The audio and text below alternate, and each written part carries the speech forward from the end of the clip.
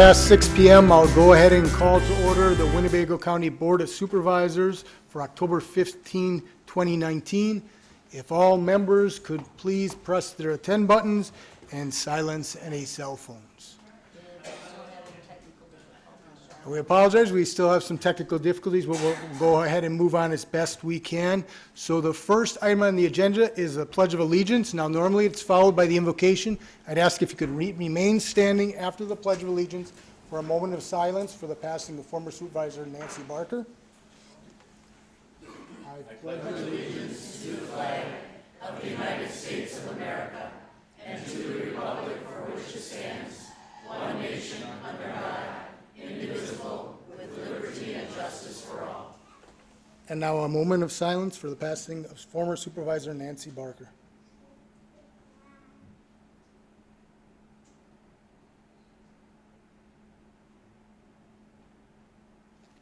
Thank you. And now we'll have the invocation by Supervisor Locke. We are meeting today to conduct matters of importance.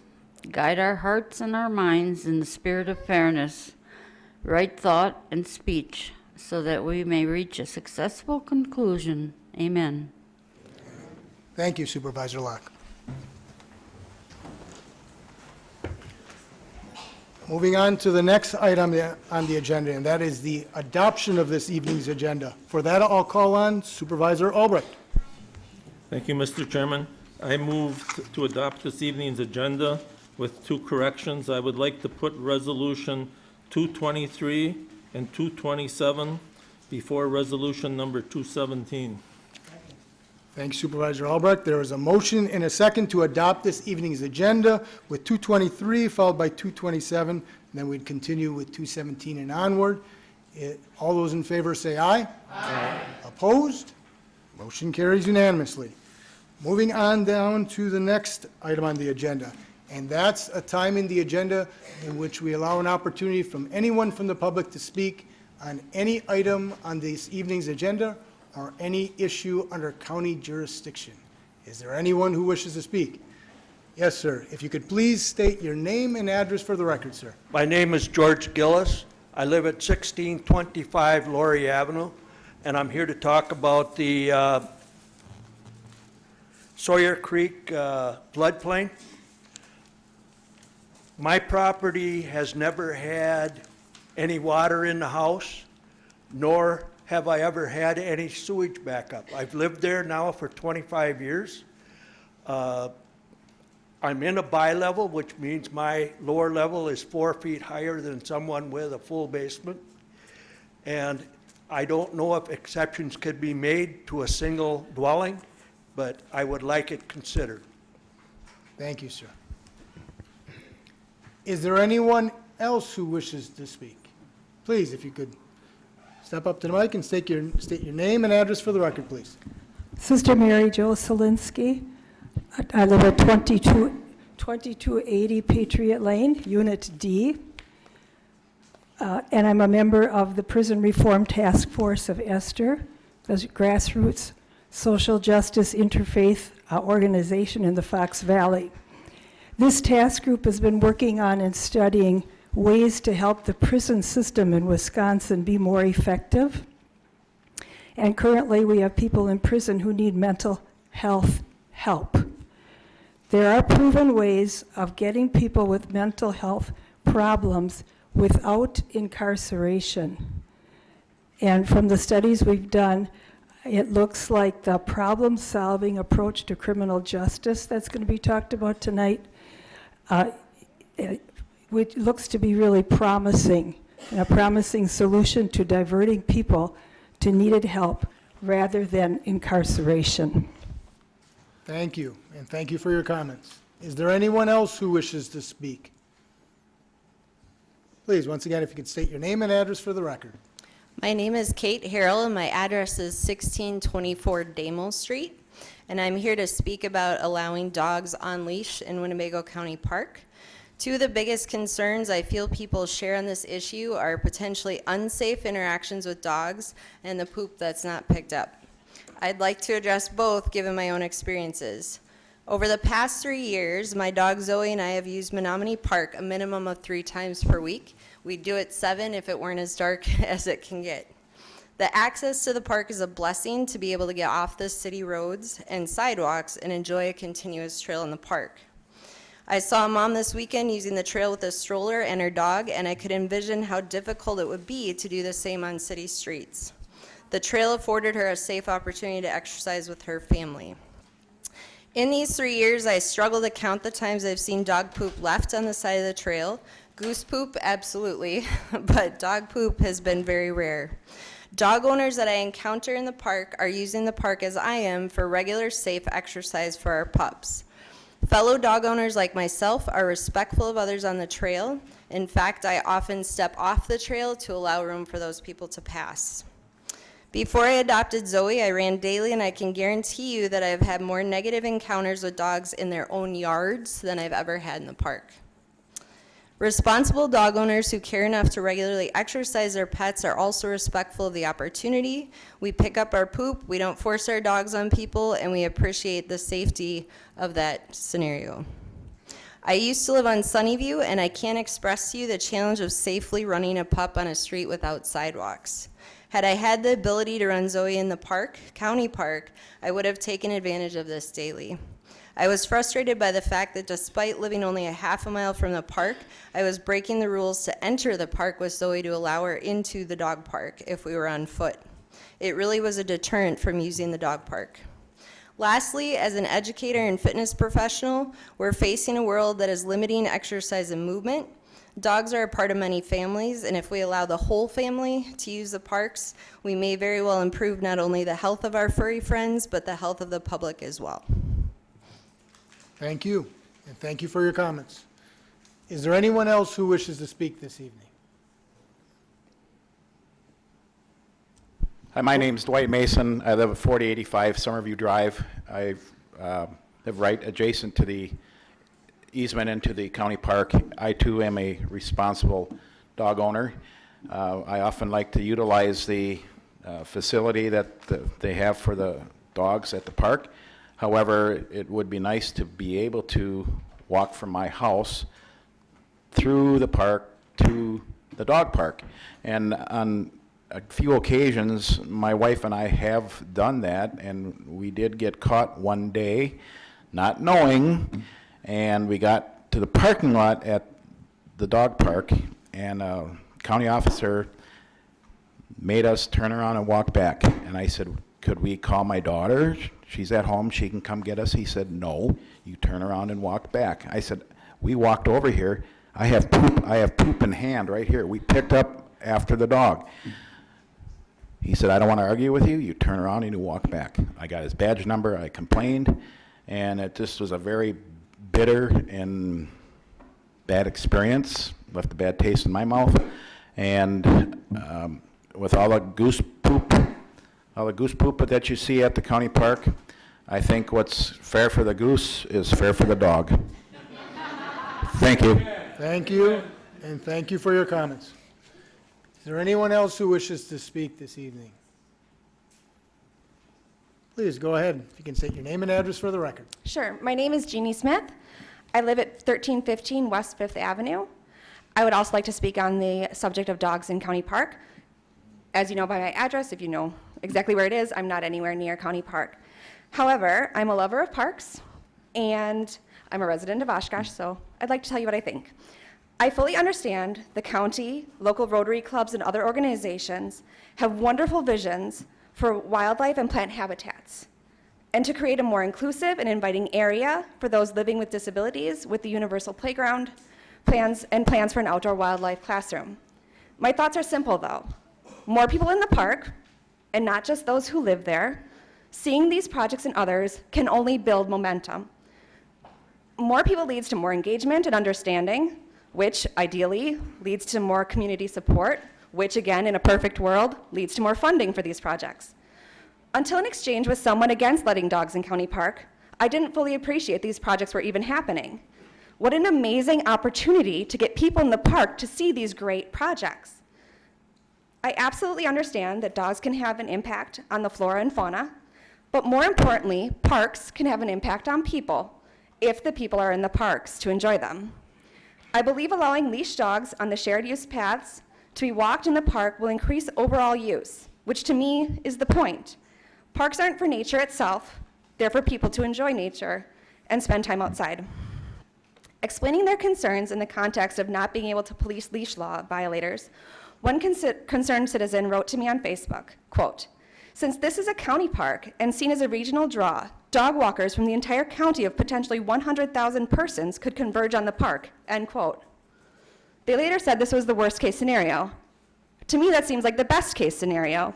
Thousands of people using the parks and appreciating the hard work that the county and local organizations put into it is the best possible outcome. Thank you for your time and consideration. Thank you. Thank you for your comments. Is there anyone else who wishes to speak? I'm Ken Friedman. I live at 1275 Huron Court, which is in the city of Oshkosh, and I'm here to talk a little bit about dogs in parks because that seems to be popular this evening. The problem, I have to say first that I've always been a dog person till the last 10 years when my wife got cats for her son, living in his apartment, and lo and behold, now there are cats. So I do love dogs, I like to see dogs, I like to meet dogs. But my wife and many other people do not like dogs, are afraid of dogs. So while some 35 or 40% of the households in the county probably have a dog, more than half do not. And while it's a great pleasure to walk your dog in the park, and it was annoying to me not to be able to walk in Menominee Park when I had my dog, and that was some years ago, I never really understood the impact on people who are afraid of dogs, don't wish to see dogs, and that point of view is not really being represented here. It is true that responsible dog owners may walk off the path with their dogs, but that's exactly not allowed by what's being proposed here. We don't want the dogs off the path. The county doesn't want the dogs off the path. So you've got a built-in conflict. I think it's important for people to be able to walk their dogs in parks. All the city parks, I guess, are now available with paths. I've walked my dog on the city street, both with sidewalks and without. Here and in Appleton, you have to watch out for traffic. That's fine. But I think that we need to be very much aware that although dog owners and former dog owners, such as myself, love dogs and love to see them, there are many, many people in Oshkosh who fear dogs and don't wish to see them.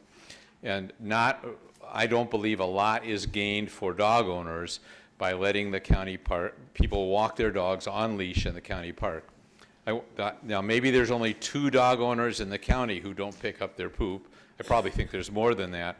So I think while many responsible dog owners are going to watch their dogs and pick up the poop, they're not going to pick up the pee, and there are irresponsible dog owners.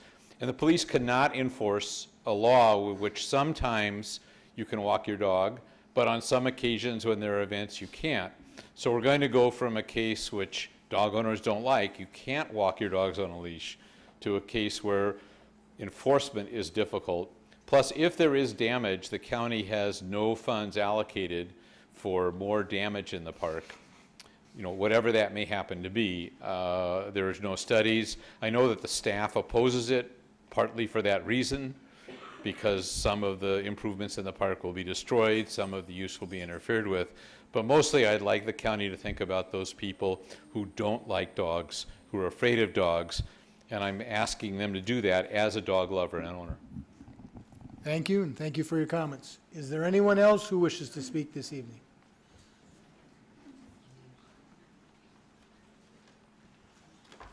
Please, and if you could state your name and address for the record. My name is Amy Malink, and I am at 2659 Templeton Place in Oshkosh. I have 2 very wonderful rescue dogs, each with their very own personality and each love to be outside and with us as much as possible. I'm here tonight in support of allowing leashed domesticated dogs access to County Park with their responsible pet owner. We have our dogs with us in as much of our daily activity as they're allowed to partake in. It's bothersome to know that my dog cannot come with me to enjoy a run at County Park nor be walked into the park with the intention of going to the dog park itself. But yet I can drive them onto County Park property and take them to the dog park. I I guess I don't see the logic there. My questions are, why doesn't Winnebago County not have an ordinance allowing these dogs in parks, at least on a 6-foot static leash and under their owner's control? Meaning the owner physically holding that leash at all times. Why not state in that ordinance that while allowed on park property, dogs may not be in playground areas, park shelters, or fenced athletic areas? Why not state in the ordinance that all waste must be picked up immediately and disposed of the proper receptacle? Why not have a yearly fee for dogs to be granted access to the county park? A responsible pet owner is not going to find it unreasonable to pay an extra $5 to $10 per year to grant their dog access to the county park. So thank you for allowing me time to show my support for this important matter.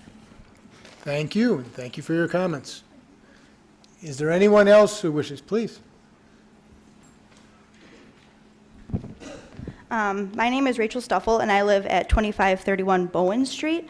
I recently moved to this area, and have enjoyed every time that I have visited Community Park. One thing that I have noticed while visiting is how empty some of the trails are and how empty some of the parking stalls are. When I hear Community Park, I picture it as a place where everyone can share and enjoy the park together. Families here in Oshkosh are not only made up of people, they are also made up of furry friends, dogs. I may not be a dog owner, but I don't see leash dogs being a deterrent. I actually enjoy seeing leash dogs enjoying their time with their owners in the parks that I'm visiting myself. I have noticed in the areas surrounding Community Park the lack of sidewalks where dog owners can walk their dogs safely, so I see them having to resort to walking their dogs on the side of the road. Community Park is well lit, and I feel safe walking in the park no matter the time of day, even at night. So I can only imagine how a dog owner would feel walking their dog through the park. People get so upset with dog owners because the dogs are cooped up in the house without a chance to go for a walk.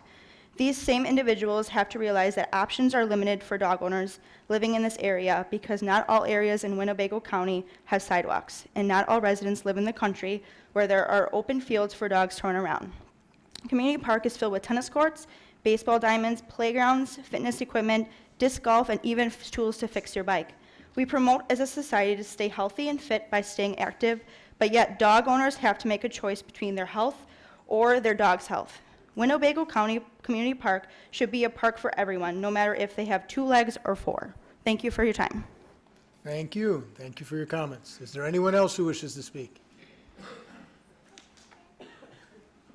Please go right ahead. If you could state your name and address. Good evening. My name is Shanna Fehr. I live at 4090 Sherritt Drive here in Oshkosh. I am here tonight to ask that leash dogs be allowed access on the shared paths within the county park. We as residents of Winnebago County, and more specifically residents who utilize County Park daily, are requesting an amendment to section 19.13 of the park ordinance, allowing leash dogs in County Park on shared youth paths. The opposition has presented information to our group that we have been able to research and find solutions for. First, dog waste is going to be a constant issue. Statistically, 75% of dog owners are responsible and clean up their dog's waste. Let us not neglect the serious waste problem that we currently have in County Park. On a short walk last week, we counted and took pictures of over 77 piles of goose poop, just in the small natural way area. If we're trying to create a peaceful environment for families, we can be the first to say that this was the furthest thing from from having a peaceful environment with having to clean the stuff off our children's shoes. Second issue, if leash dogs were allowed on trails, it would present a safety concern. So after speaking with local police departments within our county, let's reflect on the number of leashed dogs on shared youth paths that have caused incident. 0. So let's be cohesive with what's already in place with the city and allow for more accessibility within our county park. Thank you for your support on this matter, and we really appreciate your representation in our community. Thank you. Good evening. My name is Amy Schwab. I live at 3955 Prairie Court here in Oshkosh. I was privileged to speak with approximately 190 people regarding leash dogs on the paved paths out at County Park. Most of the people I spoke with were at Menominee Park or out at County Park themselves. Of the residents that I spoke with, they were from Eureka, Amro, Winneconne, Neenah, Oshkosh, Menasha, of course, all over the city, and then, of course, a handful from other areas. These are the things that people said, why they felt it should happen. Because all parks should be the same, meaning city and county. There were several people that said that. Didn't know we couldn't. I was taking my dog out there for a walk while my family member played ball. At least 5 people said that. It would be nice to actually to walk to the dog park. 4 people. It would be a great reminder to be able to walk your dog on the path before entering the dog park so you can remind your dog to heel, who's boss.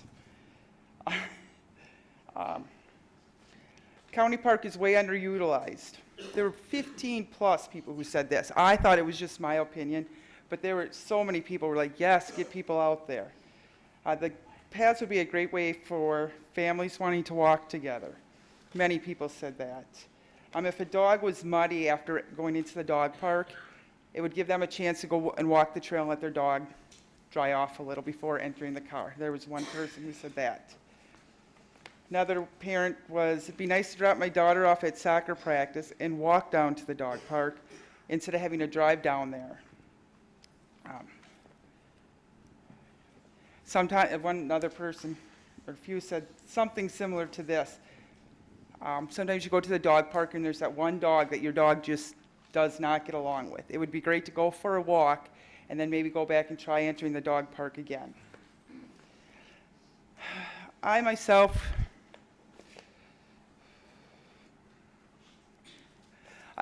would like dogs allowed in the dog park on a leash. In 2013, Christmas Eve, my husband had to have emergency back surgery and ended up paralyzed. It was a great Christmas for my children, but he now can walk again, very limited. And we live out there, so he could use his scooter, and we could walk as a family out there. There's not enough room for us on the sidewalk with 2 kids, his scooter, the dog. So it'd be really nice to walk out on those paths. I mean, they should be for everybody, not just, let's get them used the way they were meant to be used.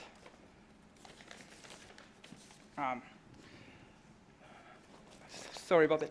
Most people were unaware that they could not take their dogs out to the dog park. They've been going out there walking, and the reason they thought it was okay is because it's within city limits. And the city police patrol the county park, so why not? Which leads to one more thought. All these people have been walking their dogs out there anyways. How much harm can we be doing to the natural way area? But I want you guys to know, overall, almost 100% of the people think that the park is very nice, and the users of the dog park even from Appleton have many compliments to say, and been saying that over the years. Thank you for your time. Now my daughter, teenage daughter, had to write one. So I'm reading this for her. Hi, my name is Erica Schwab. I live at 3955 Prairie Court. In the past month, the topic of dogs having the ability to be on leashes in the county park was brought up. The benefits of this would be increasing amount of opportunities for family bonding time as well as getting physical activity. Being a teenager and increasing technology, we are becoming more dependent on technology for enjoyment in our everyday lives. I can tell you opening up the county park trails to dogs would inspire me to take a break from technology and go for a run with my dog or a walk with my family. This would increase the amount of physical activity for me and my family get, as well as another opportunity for family time. Another reason this should happen is because being able to be safely walking dogs on a trail would be an option for dogs to get exercise when the dog park is unable to be used. To elaborate, some citizens of the county park are unable to walk their dogs because they might not have a sidewalk or a common enough street to walk their dogs. This is another option for those people to be able to take their dogs for a walk. In conclusion, dogs should have the ability to walk on the trails in County Park with a leash. Thank you. Thank you, and thank you for your comments. Please, if you could state your name and address for the record. My name is Gabriella Pereira Silva, and I live at 4090 Summerview Drive. I live in the North Park neighborhood. I was taught that if we want to see change in this world, we need to make it happen. I am the K-Kids Vice President at Oakland Elementary School, and I am on student council. I am also a runner who wants to take my dog brother Ivan for a run in County Park, where it is close to my house and is safe for us both to get our exercise. Being in County Park, I am away from traffic and barely have to cross any roads or intersections. I promise to be a responsible pet owner and clean up after Ivan and even other dogs if I see it. Please vote yes so that I can live what I learn and continue to be a role model for other kids in Oshkosh. Thank you. Thank you. Thank you for your comments. Please, if you could state your name and address for the record, too. Hi, my name is Louie Ames. I'm in 4th grade. I live on 1055 Zacher Drive. I have 2 dogs, Parker and Minka. I would be a responsible pet owner and pick up after my dogs. I want to be able to walk my dogs in County Park where it is safe so I won't get hurt. Please vote yes to be able to walk dogs in County Park. Thank you. Thank you. Thank you for your comments. Is there anyone else who wishes to speak this evening? Please, if you could state your name and address for the record. Hi, my name is Richard Schwab, and I live at 3955 Prairie Court here in Oshkosh. I believe that dogs on a leash should be allowed in the county park because on the paths would be a great way for your dogs to get exercise. Also, for me, since I'm only 14 years old, I cannot drive yet. Therefore, I would have to wait for one of my parents to get home to drive us over him to get exercise and play with his dog friends. This would make it easier for me to be able to take him all the time, even throughout the summer, for him to get exercise with all of his friends. Thank you. Thank you. Thank you for your comments. Is there anyone else who wishes to speak? Please, go right ahead if you can state your name and address for the record. My name is Kara Harkoff, and I live at 1630 Covington Drive. I do not live in the North Park neighborhood, but I'm here in support of Dogs on Leashes. I am an elementary school teacher for the Oshkosh Area School District, and I have 2 dogs that are a huge part of my life. I'm a runner and an activist for healthy family activities in our community. I strive to lead a healthy lifestyle for my dogs as well. The goal for our parks should be for everyone to enjoy them and use them. As taxpayers, we invest $2.5 million on the trails within County Park. We all, including my dogs, should be allowed to use these trails freely and responsibly. I strongly encourage you to support allowing leash dogs into Winnebago County Park. As an early morning runner, I prefer to run in parks in Oshkosh for safety of not only myself, but for my dogs. I do not use the dog parks as that is not suitable for my dogs, but being able to walk them for miles in our park helps my dogs stay active and healthy, especially with the long hours that I work as a teacher. The reality is responsible dog owners who care enough to regularly exercise their pets are also respectful of the opportunity. We pick up our poop. We do not force our dogs on people using the trail, and we greatly appreciate a safe place to exercise our pups without having to navigate city streets. Thank you. And if you could please state your name and address one more time for the record. We missed it. I talk kind of fast, sorry. No, it was our fault. Kara Harkoff, 1630 Covington Drive. Thank you very much, and thank you for your comments. Is there anyone else who wishes to speak? Please, if you could state your name and address for the record. Jessica Graf, 410 Dakota Street here in Oshkosh. 2 portions to this. So I don't live in North Park, but I have been very lucky for the last 7 years to live very close to trails that are great for my family with my dog. So I used to live over by Traeger, which has a nice trail system, and now I live really close to the river walk. I do not like walking with my son on streets. I don't care what it is. Most of the time he's biking and I would be walking. So I just would like to encourage the thought of that portion of the city really lacks suitable walking spaces for families, and the county park would be a great option. The second portion of this is that I am a small business owner here with my mother here in Oshkosh, and we are a dog-friendly business, and I know there's more than just us. We, on top of being dog-friendly, we also have a pet in our studio.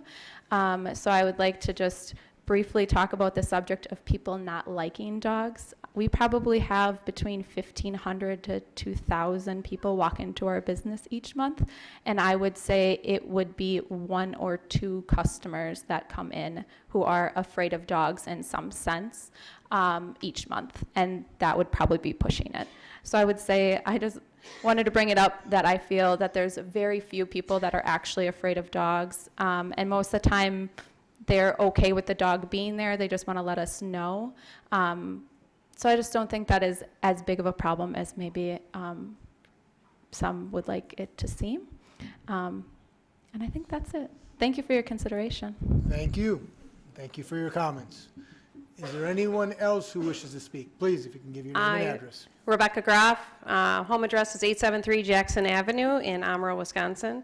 I own Fire Escape Downtown, and we are a dog-friendly business, and we do take her to the dog park.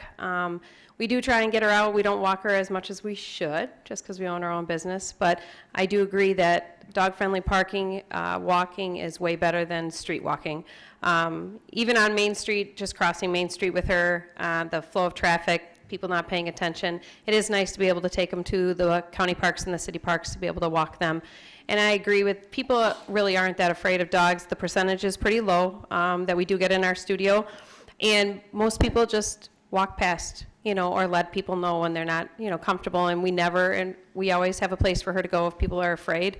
And it's the same when we're walking her. People just walk past when they, aren't feeling comfortable with dogs or walk around. And if you're on a leash, you understand that. And usually they always ask to approach your dog. Most people are very wise on approaching dogs and asking for the rights to approach your dog and pet your dog. So, thank you. Thank you. Thank you for your comments. Is there anyone else, please? My name is Marwan Tamaki. I'm originally from Brazil. I've been a citizen of the United States since last year, and I'm very proud of being a member of the United States now. So I've been here for 14 years. We're a family of 5. 4 of them are humans. 1 of them is a dog, and he's my older son. I love him.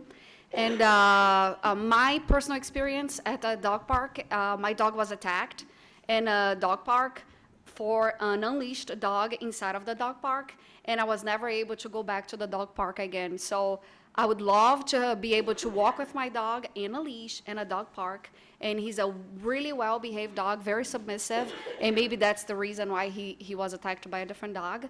So this is something that is really important for us as a family because we're a family of 5, So that's what I want to say. Thank you so much. Thank you, and thank you for your comments. Please, if you could give your name and address for the record. I'm Jeanie Schwartz, and I live at 1265 Maricopa Drive. If you know where Maricopa Drive is, it's in the West Haven subdivision. My backyard is a golf course, and I live nowhere near County Park. I'm also probably of the minority. I don't love dogs. In fact, they want that, but that's just not going to happen. However, and I'm also a registered nurse in the Fox Valley area. I'm a health and wellness advocate, a wife and a mother of 3, ages 4, 3, and 7 months. I am also a runner and participate in the Oshkosh Summer Fun Runs at County Park. And like I said, though I'm not a dog owner and don't wish to be, can you please stop? I believe that leashed dogs should be allowed access to the shared paths in the park. When we're talking about the possibility of dog waste problems in County Park, I can tell you with certainty that each Sunday that our children participate in the summer fun runs, there's a significant goose poop problem. I do believe that responsible dog owners will pick up after their animals, and for some reason if they don't, the dozens of us who run out here or out there on a daily or weekly basis, we most certainly will pick up after them. Along with my passion for health and wellness, I'm also a firm believer in holistic wellness, and I can appreciate the Natural Way Project in County Park, but what I cannot support, however, is how a leashed dog on a trail will have any disruption to that. In the opposing research that's provided, it is clear that there's no statistical evidence that introducing dogs on a leash will decrease any of the bird or insect migration patterns. Leashed dogs, birds, butterflies, humans, we can all coexist peacefully at County Park. So with that being said, I would encourage you to vote yes in supporting dogs, leashed dogs in the park. Thanks. Thank you, and thank you for your comments. Please, on the right here, if you can state your name and address for the record. My name is Kim Ruudlan. I live at 810 Graceland Drive. I have lived in Oshkosh for 26 years. I teach at Merrill Middle School. I am here to speak about dogs on leashes in County Park. I have had 2 rescue dogs and 1 rescue guinea pig, so I do have some experience with animals. I do agree with what has been said so far. I was really shocked and surprised when I first learned that you are not able to have dogs out there, so that was new information for me. For me, it's a big safety issue. I personally feel more comfortable when I'm a wogger. If you wog, you walk and you jog, and I feel more comfortable at County Park when if I could have my dog with me. Right now, I only run in groups out there because I just don't feel safe doing that by myself. Not a County Park issue, just in general, I feel more comfortable when I have my dog with me. She's not big, but she just makes me feel better, and she's a barker, which helps. So I would definitely be able to use County Park more often if I was able to have my dog out there. I'm a lot with my son out there. We're there often for soccer, so it would be nice to combine that as well with my dog. Thank you. Thank you, and thank you for your comments. Is there anyone else who wishes to speak? Please, if you could state your name and address for the record. Hello, my name is Tara Fighter. I live at 3990 Summerview Drive in Oshkosh. I am a resident of the North Park neighborhood. I'm proud to be a teacher in the Oshkosh Area School District for 21 years now. I'm a mom and a dog mom to 3 little dogs. I believe that leash dogs should be allowed on the shared use paths in County Park. The opposition has presented information to our team that we have been able to research and find solutions for.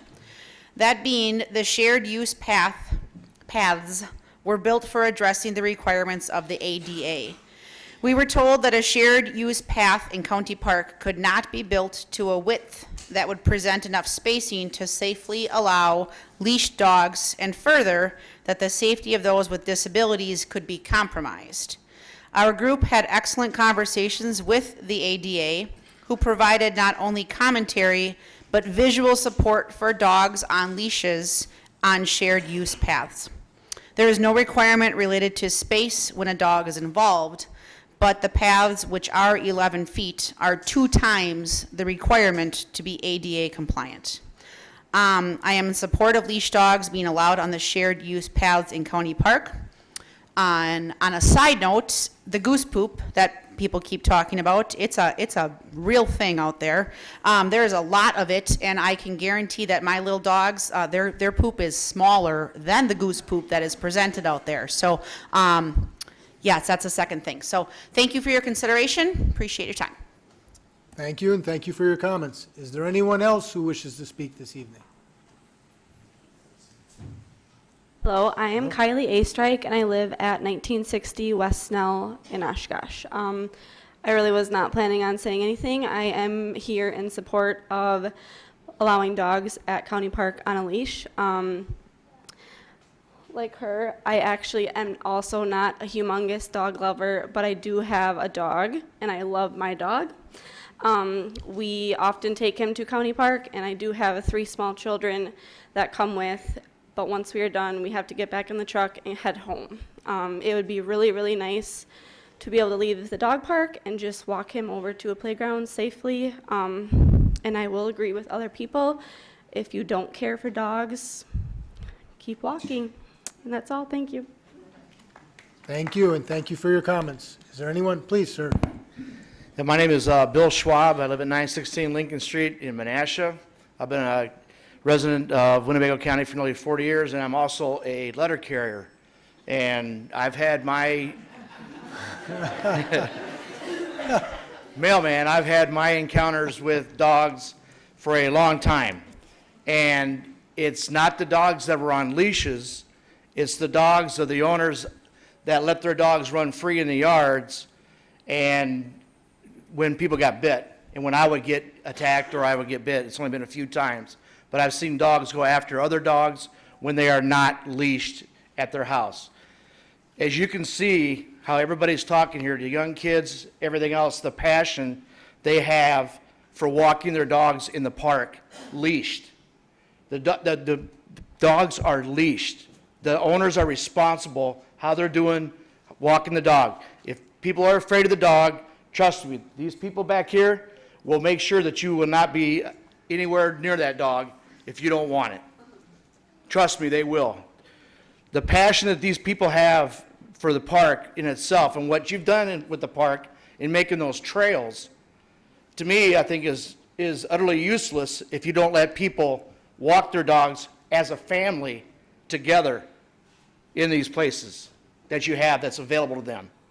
The people that, if the dogs waste, which I can tell you right now, we could talk goose stuff all night long.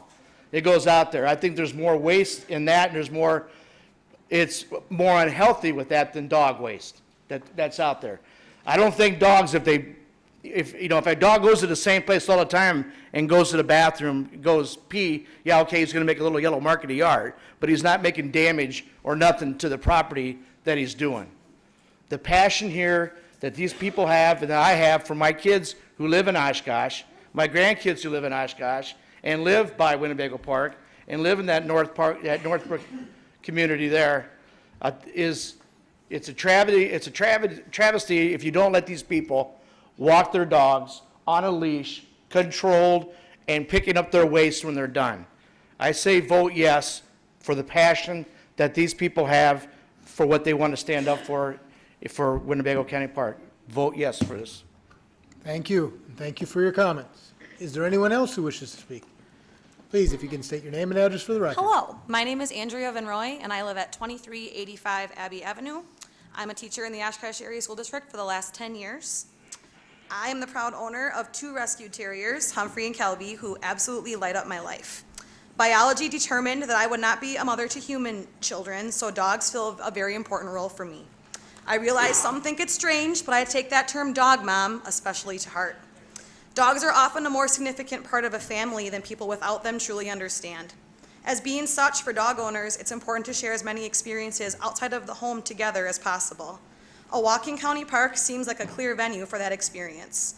I know I want to, but I can't take them everywhere with me. The store, the library, the bank, definitely not. But surely a responsible dog owner who leashes and cleans up after their pet should be not be denied a walk in the park together. Please support leash dogs in county parks so I can maintain my healthy and happy lifestyle with both of my dogs. Thank you. Thank you for your comments. Please, if you could state your name and address for the record. I'll close everybody out tonight since I brought everybody in here, so hi. My name is Stephanie Pereira Silva, and I live at 4090 Summerview Drive. As clearly demonstrated by the size of our group here tonight, we believe that leash dogs should be allowed access to the shared youth path. As a community that promotes being strong, healthy, and hospitable, we as residents believe allowing leash dogs access into County Park captures that statement. We brought this to Rob Way on November 7th of 2016, and as a collective have worked diligently to collect data, research best practices in other Wisconsin communities, as well as talk with local and state representatives. We have overwhelming support from not only citizens, but local business owners and property managers in our county. We believe first and foremost in providing safe and accessible park usage for our children. If you are a resident of North Park, you will know you are landlocked between 2 very dangerous roads, being Snell and Jackson. Second, and my personal motivation based on my profession at Kimberly-Clark and my health and wellness leadership in our community, we are a county that strives to reduce our carbon footprint and increase and encourage physical activity amongst our residents. Allowing residents another park with a beautiful trail system to exercise as a family, and by family that means our 4-legged members, this is a step in the right direction. Third, we are all Winnebago County taxpayers, and that through our taxes, we have paid for that $2.5 million shared use path. We want to use it. As a fellow Rotarian, it is important that Rotary's investment of time and money into the plantings are protected. If you have read the opposition's case studies, you will also learn that there is little to no impact of leash dogs with the abundance and diversity of birds and insects. To state the character of the entire park will be compromised is not accurate. It's the contrary. It's stating everyone can enjoy the park for all intended purposes. Extensive time and energy has been spent stating that this one-of-a-kind natural way project will be destroyed by leash dogs and that our tax dollars have gone to waste. We are talking about $3,000 spread across Winnebago County, so telling the public we are throwing away their money is false. We have worked collaboratively with our elected board members to review the maps, proposals, and presentation for the natural way. We actually worked with our county employees to get the survey responses they needed for the Disney grant via our summer fun run families and neighborhood associations. A simple continued collaboration on this very small part of County Park could be a simple solution. There is currently a no dog sign in that area, which should continue to stay there and not impact any of the expansion efforts of the Natural Way. If you review the presentation of the Natural Way presented by the county, not only does it encourage families to get out and get active, it wants us to use the park. So, as demonstrated tonight, this is not a North Park neighborhood request. This is a community who believes in being better together. By a show of hands, who's in favor of leash dogs in County Park? I brought a bunch. Okay. We should value a consistent experience for all park users, regardless of the park that they are using in Winnebago County. Winnebago County promotes that our parks offer the best in family recreation, and for many of us, that includes our four-legged family members. Please vote yes. Thank you, and thank you for your comments. Is there anyone else who wishes to speak? Please, if you could state your name and address for the record, sir. Tim Moore, 1719 Chestnut in Oshkosh. As a dog owner, I use County Park with my 2 pets and my family at the dog park. As a father of 7, I use County Park as well with all of my kids for the last 16 years. I have a 5th grader, so she'll be coming through a little bit longer. I also volunteer with Oshkosh Youth Soccer. I'm the treasurer and write the checks for the facility that is so beautiful to all Winnebago County residents. We enhance the county park currently at a tune of about $22,000 a year. That's not a lot of money, but it is to us and to our users. We are not here to say, I'm hearing the passion from all these folks. All I'm asking for is we don't see an enforcement mechanism here, because I can tell you currently, I'm, as is all of our board members, the bad guy who has to go over to a parent currently and say to them, you can't have dogs at a soccer game because they're not allowed in the park. That sounds like a simple request. That is a very big confrontation when you say that to people currently.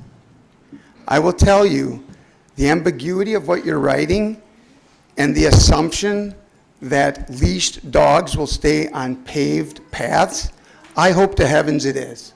Because I hope that I don't ever, in my capacity, have to say to someone, please remove your dog from our soccer complex. That is the problem that we see. We don't see an opportunity where that conflict that I already engage in right now, and other board members are here that can attest to it, we don't have an enforcement. I have to make the request and then get told it's my park too. I don't want to make it sound like we're Debbie Downers in this debate, but I think we didn't have an opportunity in a public environment to share, to enhance this, this ordinance or rule. I just hope that everybody benefits whatever decision you come to, and I think there's opportunities here to just make sure that there's an enforcement mechanism that allows us a little bit more than a confrontation. Whether that's signage, whether that's education, whether that's proactive actions from your part or from this group's part, who, again, I think getting partners in the county park and putting some money into situations to enhance and educate should be what the county board is here to talk about. It shouldn't be all tax dollars. The money we put in isn't tax money. It's our nonprofit organization putting our money where our mouth is to try and enhance this environment. We want all partners to be doing this. Dog lovers, dog walkers, soccer players. I think there can be some common ground. I just hope it's not, sorry Dave, me and Dave walking up to somebody next year saying, no dogs by the soccer field, please keep them on paved surfaces, and I get the same reaction I get now, which is, it's my park too. I hope that's not, it was easy for me to say in the old days, there's no dogs in the park. I guess I'm going to have to say now in the new days, the paved path is over there, not over here. Again, I think education, bringing more partners to the table, asking people to contribute, homeowners associations, soccer clubs, let's just make this the right solution for everybody and get to an opportunity for all residents to coexist and have fun at the park. Thanks. Thank you, and thank you for your comments. Please, if you could state your name and address for the record, I think on the left, and then we'll do the right. Jessica Bradley, 2633 Knott Road. I did wear the right shoes. I have dogs on my shoes, but that is not why I'm here tonight. Support you. Don't egg my car. So we received a letter on Friday in the mail, and a portion of it was the Winnebago County Planning and Zoning Committee and the Winnebago County Board of Supervisors previously denied the approval of LOMR with the understanding that it was not mandatory to adopt regulations more restrictive than the state's minimum standards. So I received this on Friday, and I'm sure all of you are catching up to where I'm coming from. It has nothing to do with the dogs. The next paragraph is, the zoning office has since received a letter from FEMA stating that a 90-day appeal period has elapsed and that continued participation in the NFIP, your community must use the modified flood hazard information to carry out floodplain management regulations. So for those of you who are not familiar with where Knott Road is, I am approximately 3 miles west of 41. And my husband has been on the farm for 64 years. Sorry. Math is hard. A very good friend of ours is here also, and we're kind of channeled out into the hallway, and a few more of them are going to come in and speak as we can take up a little bit of your time. There was a retention pond that was built a mile from us that was supposed to help with all of this. How does this affect us by changing and putting us into the floodplain? It will affect approximately 60 acres of our property that will now be deemed in the floodplain that doesn't flood. Who is this benefiting is my question. And at this point, I don't believe that it is benefiting our group of people that are being directly affected also. How will we benefit from this? What is going to be the bigger picture for us? That more land is going to be put into a floodplain, or, okay, you know what, it's still not working. Oshkosh was built on a marsh. What are we doing? The water, no matter what, is still going to run this way. So by you changing and putting us into a floodplain, that's going to affect us. You know, maybe not necessarily right now, but like, as I said, Our farm is 3 miles from Highway 41. That means that Oshkosh city limits is about 1.5 miles now from us. That's not going to affect us right now because we have no intention of doing anything other than farming. That's what my husband did. That's what his father did. That's what his grandfather did. For over 100 years, we have a 100-year ancestral farm. But our children, when the city is all around us and we are in a floodplain, how is that going to affect our children and our plans for the future? Oshkosh needs to think bigger on just pushing the floodplain out. We need to figure out how to fix some of the problems because we just continue to push it out and call this a fix. Those are some of my questions. And my other question is, it was voted down. Why are we receiving a letter on Friday that this is being voted on again today, or on Friday, that it's being voted on today? Those are some of my questions that I guess I'd like addressed before these decisions are made that affect my children and our future of our farm. Those are just some of my questions. Thank you for your time, and I know that we have a few other people that would like to talk also. Thank you, and thank you for your comments.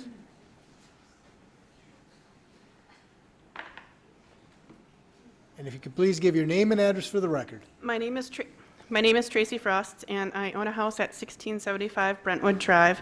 I'm also a real estate broker for Schwab Properties, and I'm here to discuss the floodplain and specifically the 400 block of Westfield. Historically, that chunk of land right there has not flooded. The issues that were south of that property, south of Witzel, were addressed a handful of years back by a retention pond. We understand that we could pursue a letter of map revision amendment. However, we don't believe that this is an individual issue. It severely impacts everyone, not just us as a business, but homeowners alike. We are concerned about the properties and the tax base and the reduced value that this rezoning would create. Thank you. Thank you, and thank you for your comments.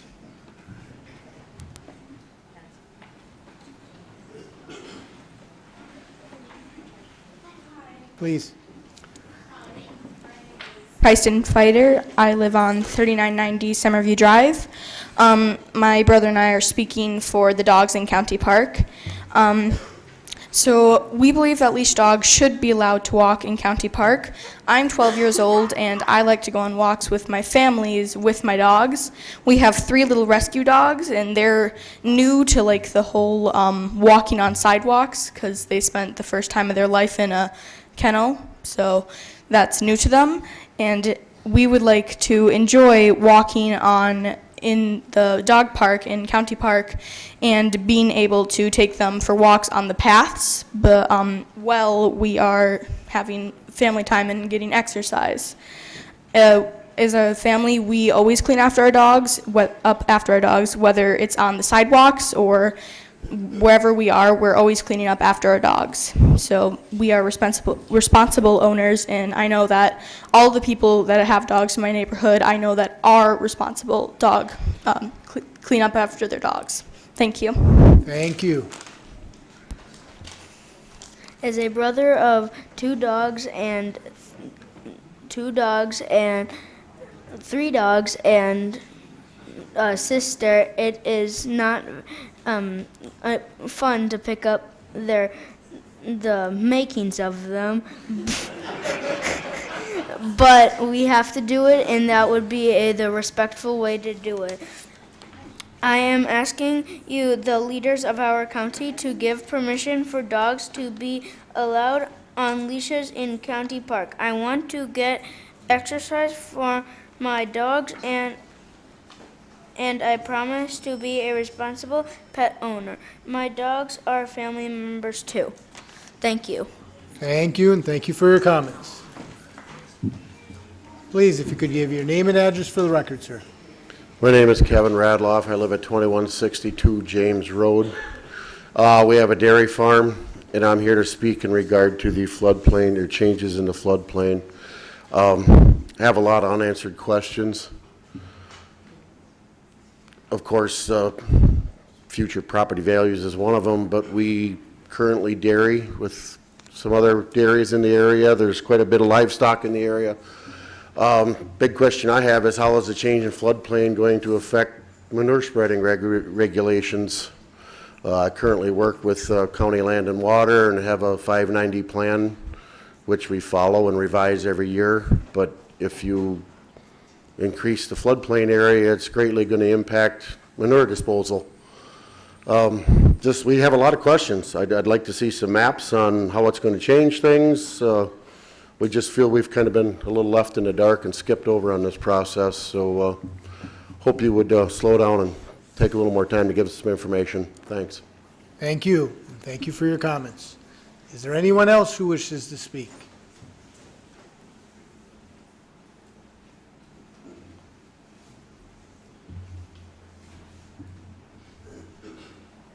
My name's Dennis Radloff. I live at 2370 James Road, and I've been there all my life. And you got to make half of my farm into floodplain. Nobody gives us any reason. Who's it's going to benefit? What's it for? They built a $4 million retention pond there 5 years ago. The only time it gets water in it is when the water runs over 91.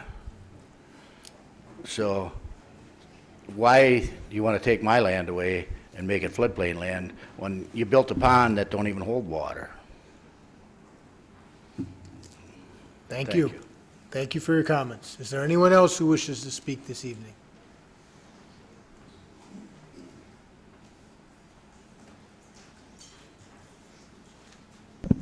Steve Godey with the Department of Public Works for the City of Oshkosh, 215 Church Avenue. Here to speak about the request for the text and map amendment for the floodplain zoning change.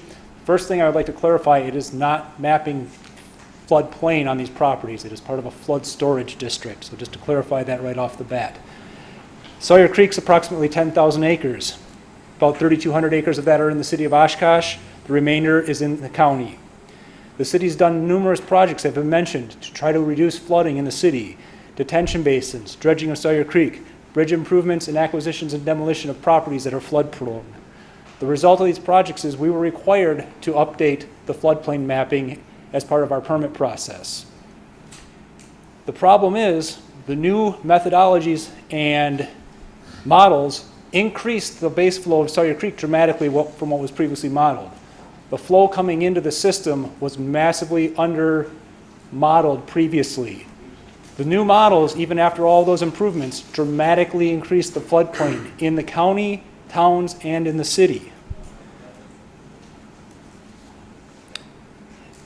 Much of the mapping, pardon me, so we cannot, the big issue was you cannot account for now and have in the model areas that are not guaranteed or assured to stay in detention. So the existing low-lying areas, areas that detain water today during major storm events, not all the storm events, not the minor ones, but during the major storm events, those areas that detain water today, in order to keep those in the model and not have that water running downstream immediately into the lower reaches of the watershed, must be mapped by some means to prevent them from being filled. This is not requiring any farmers to do anything, not requiring any changes in the land use. It's simply that if you wish to fill an area that's mapped as a floodplain with a bucket full of dirt, you have to remove that same bucket full of dirt from an area that's going to be inundated underwater to keep that volume the same in the watershed. We're trying to prevent what has happened historically as things develop and don't provide that detention for the water. They fill the areas in and push the water downstream. Currently, under the, go ahead. Little interruption there, sorry. So, the benefits of the improvements are to the county residents as well as city residents. There's reduced flooding at Mercy Hospital.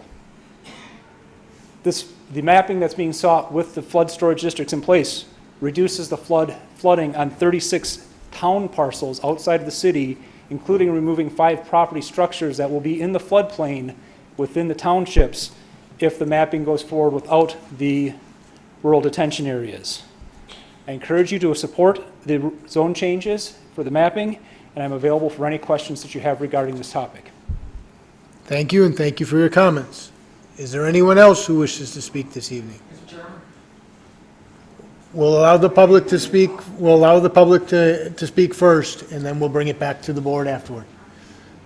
Is there anyone else who wishes to speak on any item under county jurisdiction? Please. Jessica Bradley again, 2633 Knott Road. When is the public forum time to view these maps and to also have conversation with him?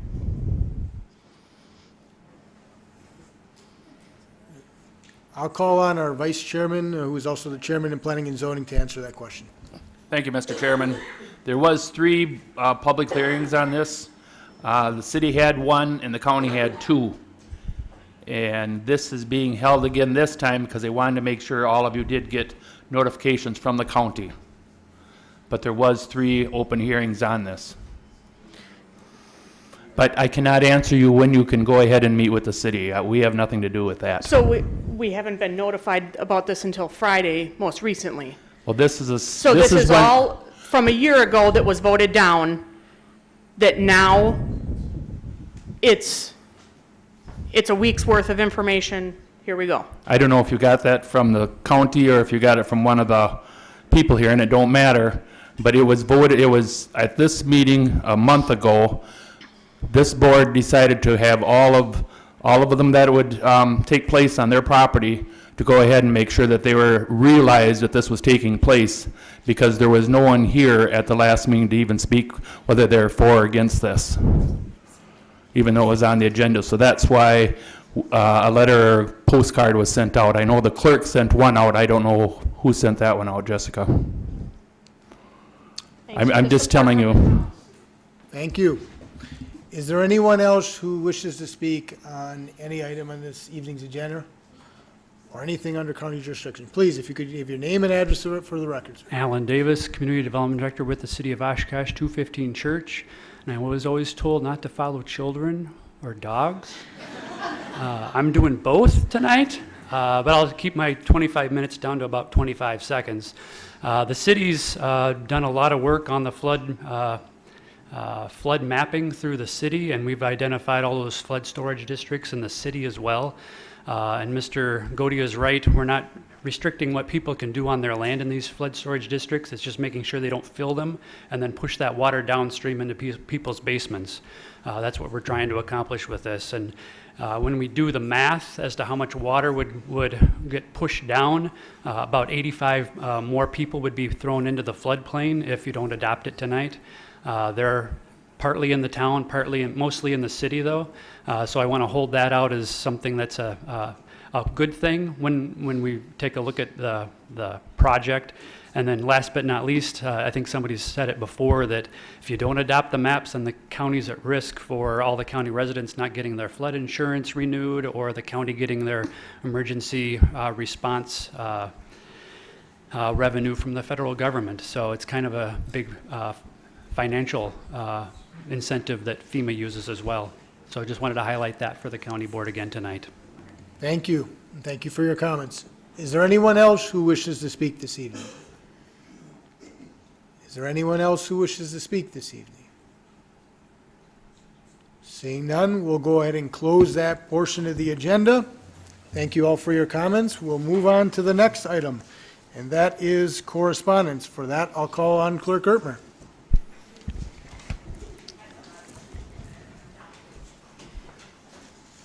There's only one petition for zoning amendment this evening, and that comes from Jason Bellis in the town of Winchester, requesting a zoning change from A2 with wetland to A2 without wetland for a detached garage.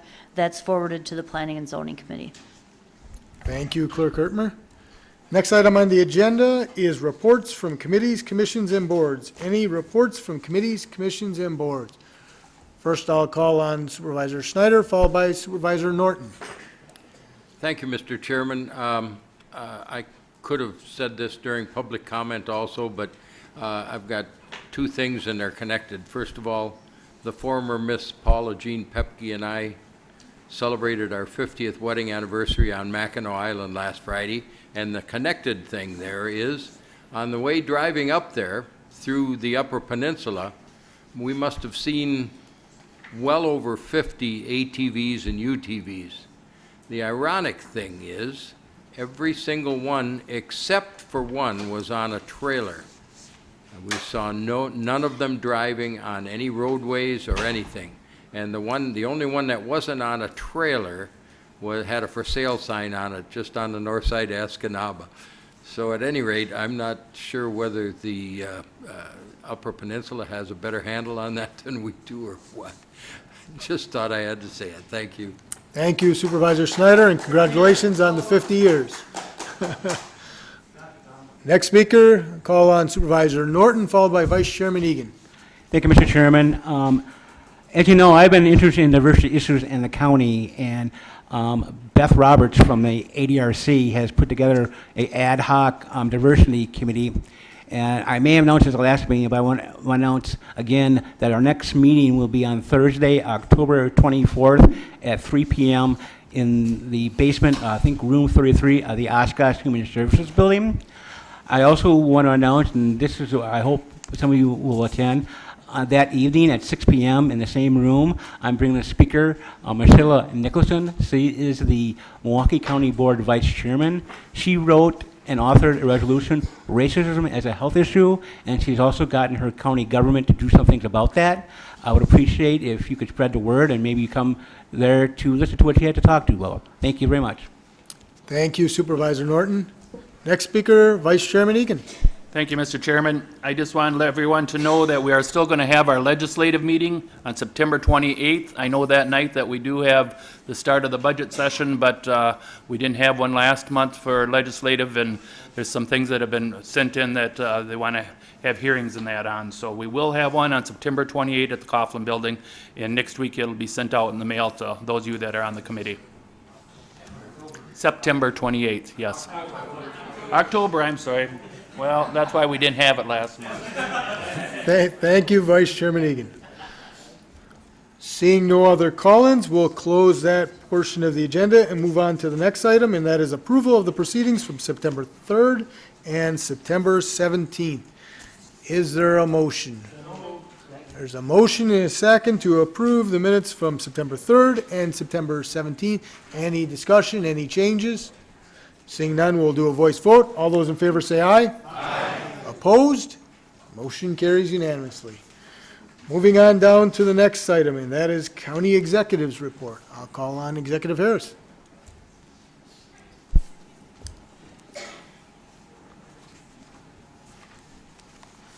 Actually, I have a number of positive things to talk about tonight, and one of them is that some of you received your budget books tonight on your desks, and that budget is also available online for anyone in the public or board members to look at the budget online as of sometime this afternoon. So that should make it easy for people to follow the county budget.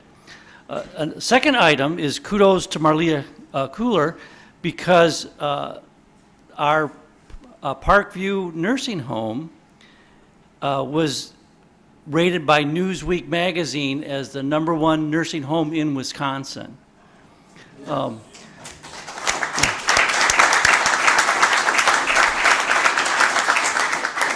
just as a matter of interest, the #2 nursing home was Brewster Village in Outagamie County, who was Morgan Hinckley, who was also an alumni of this county, used to be the director here. So kudos to both of them, really. I want to point out that Justin Fisher is here from Baird. He's our bond advisor. The projects that you've already approved, we bond after the fact, and he can tell you some very good news on the rates and the terms of our bond issue, and I hope you give him a chance to address you briefly. There's a number of resolutions that I want to comment on. We've got a lease agreement here that's consistent with Oshkosh B'gosh Carter's right to get an extension on their lease. The original contract, if you'll remember, they didn't want to sell us the portion of the county administrative building that faces State Street. They were going to retain that. And we persuaded them to sell that to us at the same price. And in exchange, they would get a teaser lease where we would lease them the property for $1 a year for 10 years. Well, that period of time is coming to an end, and starting next year, they'll be paying over $80,000 a year for leasing the property, and that amount will increase each year through the 5-year period, giving us a stream of income that we didn't have in the past. We also have changes to the lease agreement with the EAA that will bring in significant additional revenues, and I hope that you give that favorable consideration tonight. There's 2 projects at what is now University of Wisconsin Oshkosh Fox Cities. As you know, that campus requires a local municipal sponsor to pull down a state payroll for the campus, and we are one of the 2 sponsors. It's the only campus sponsored by 2 municipalities, in this case, Outagamie County and Winnebago County. The physical campus is just on our side of the line, but both counties support it. And I hope you will support the projects there. There's $267,300 to make improvements to the child care center. An important part of that improvement is it gives them a lower level where the children could be sheltered in the event of bad weather. Currently, they have to be moved over to the main building, which is not something you want to do in inclement weather. The second project is one of our ongoing projects to maintain the parking lots there. And I'm hoping that you'll approve both of them. And I think that's the items that I want to talk about on the agenda tonight, but there's a lot of good news in this agenda. Thank you. Thank you, Executive Harris. And later on, when we get to the bonding, we will have the representative from Baird be able to give us some information. So moving on to the next item, that's the County Board Chairman's Report. First, wanted to let you know that Supervisor Fari, Supervisor Robel, and Supervisor Powers asked to be excused. Also wanted to let you know that Supervisor Robel has been in touch. He's in good spirits, and he did want to convey the message that he certainly misses everyone. He did want to expressly let everyone know that. Also, just kind of piggybacking a little bit, reminding everyone that we're getting close to budget time. So our first budget session will be Monday, October 28th at 6 p.m. here. You'll shortly get an agenda showing the different departments that we'll be going over, or goal to be going over on Monday, and then continuing on Tuesday following. Just a reminder, Tuesday, October 29th, immediately following, that's County Government Day as well. So we'll have some of our high school students here, as in the past, and give them a little bit introduction to county government, as well as county board function as well. And that concludes my report. So moving on down to the next item, and that is an acknowledgement of Oshkosh Youth Soccer Association's donation for soccer field improvements. For that, I will call on our Parks Director, Rob Way, and representative from Oshkosh Youth Soccer. Please, Director Way. This is a presentation by Oshkosh Youth Soccer for donation that they're making for the soccer complex. My name is Dave Edwards. I'm the president of Oshkosh Youth Soccer Club. I'd like to thank everyone for allowing us to be here. We're just trying to do our part to help the county keep the park a great place. We raised a little over $2,000 at our soccer tournament. We're going to donate it to the county to put use towards their drain tile project to help keep the soccer fields a little drier. We can't thank Mr. Rob or Tom enough for all the hard work they do out at the park.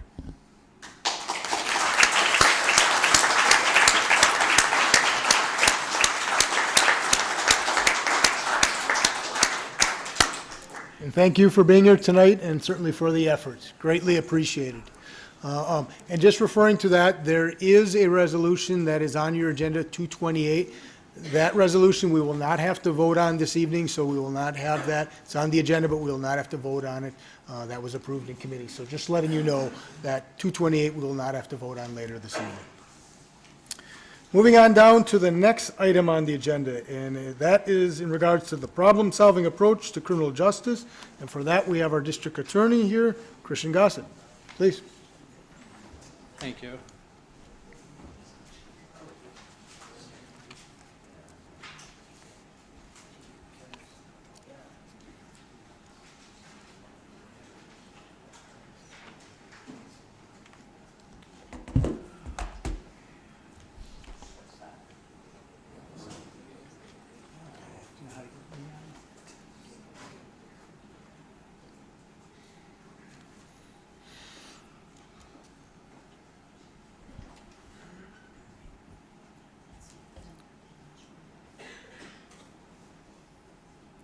We're having some technical difficulties. Hang tight. Okay.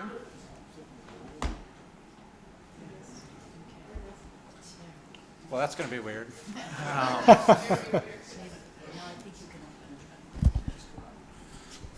How's this? Not sure I'm a fan of this microphone, but that's okay. Wonder if I can figure out how to make this at least show up larger. Oh.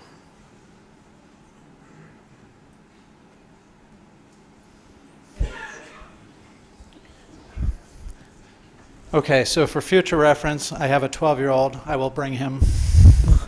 That'll take care of all of our technical issues. But thank you. We're going to talk a little bit about a problem-solving approach to criminal justice.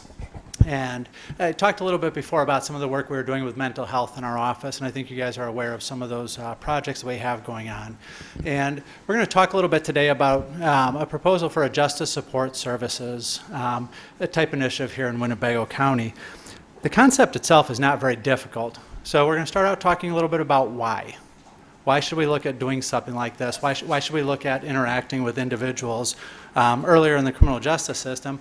And if we're going to take a problem-solving approach, then we have to identify the problems, and then we have to address the problems, right?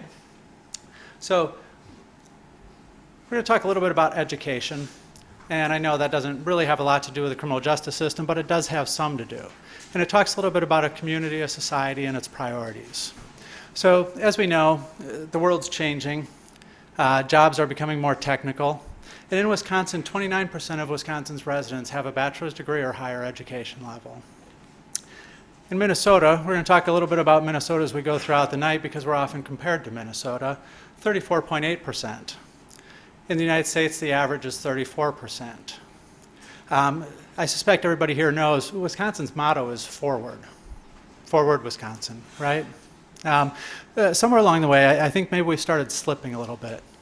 So why does this matter? Unemployment for people with a bachelor's degree is at 2.2%.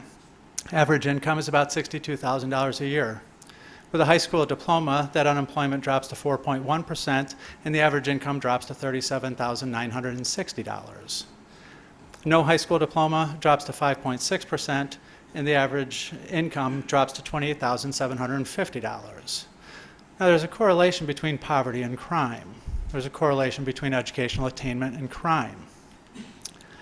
Arrests. We love to arrest. I don't mean Winnebago County. I mean Wisconsin, and I mean the United States. Can I back this up? Sure. By the age of 23, 30% of Americans will have been arrested. I hope that shocks some of you because it shocked me and I checked the source a couple times. Almost 50% of black males will have been arrested and almost 40% of white males will have been arrested. Don't forget, we're the land of the free, right? We have as many Americans that have graduated from college as have been arrested. The number of arrested individuals in the United States would make the 18th largest country in the world. There's 195 countries. The population of that country would be larger than the current population of France, Germany, or the United Kingdom. The number of Americans with criminal records, and that criminal records means arrest records today, is larger than the entire U.S. population was in 1900.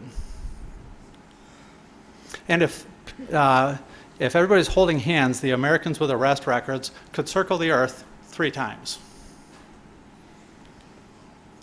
Incarceration.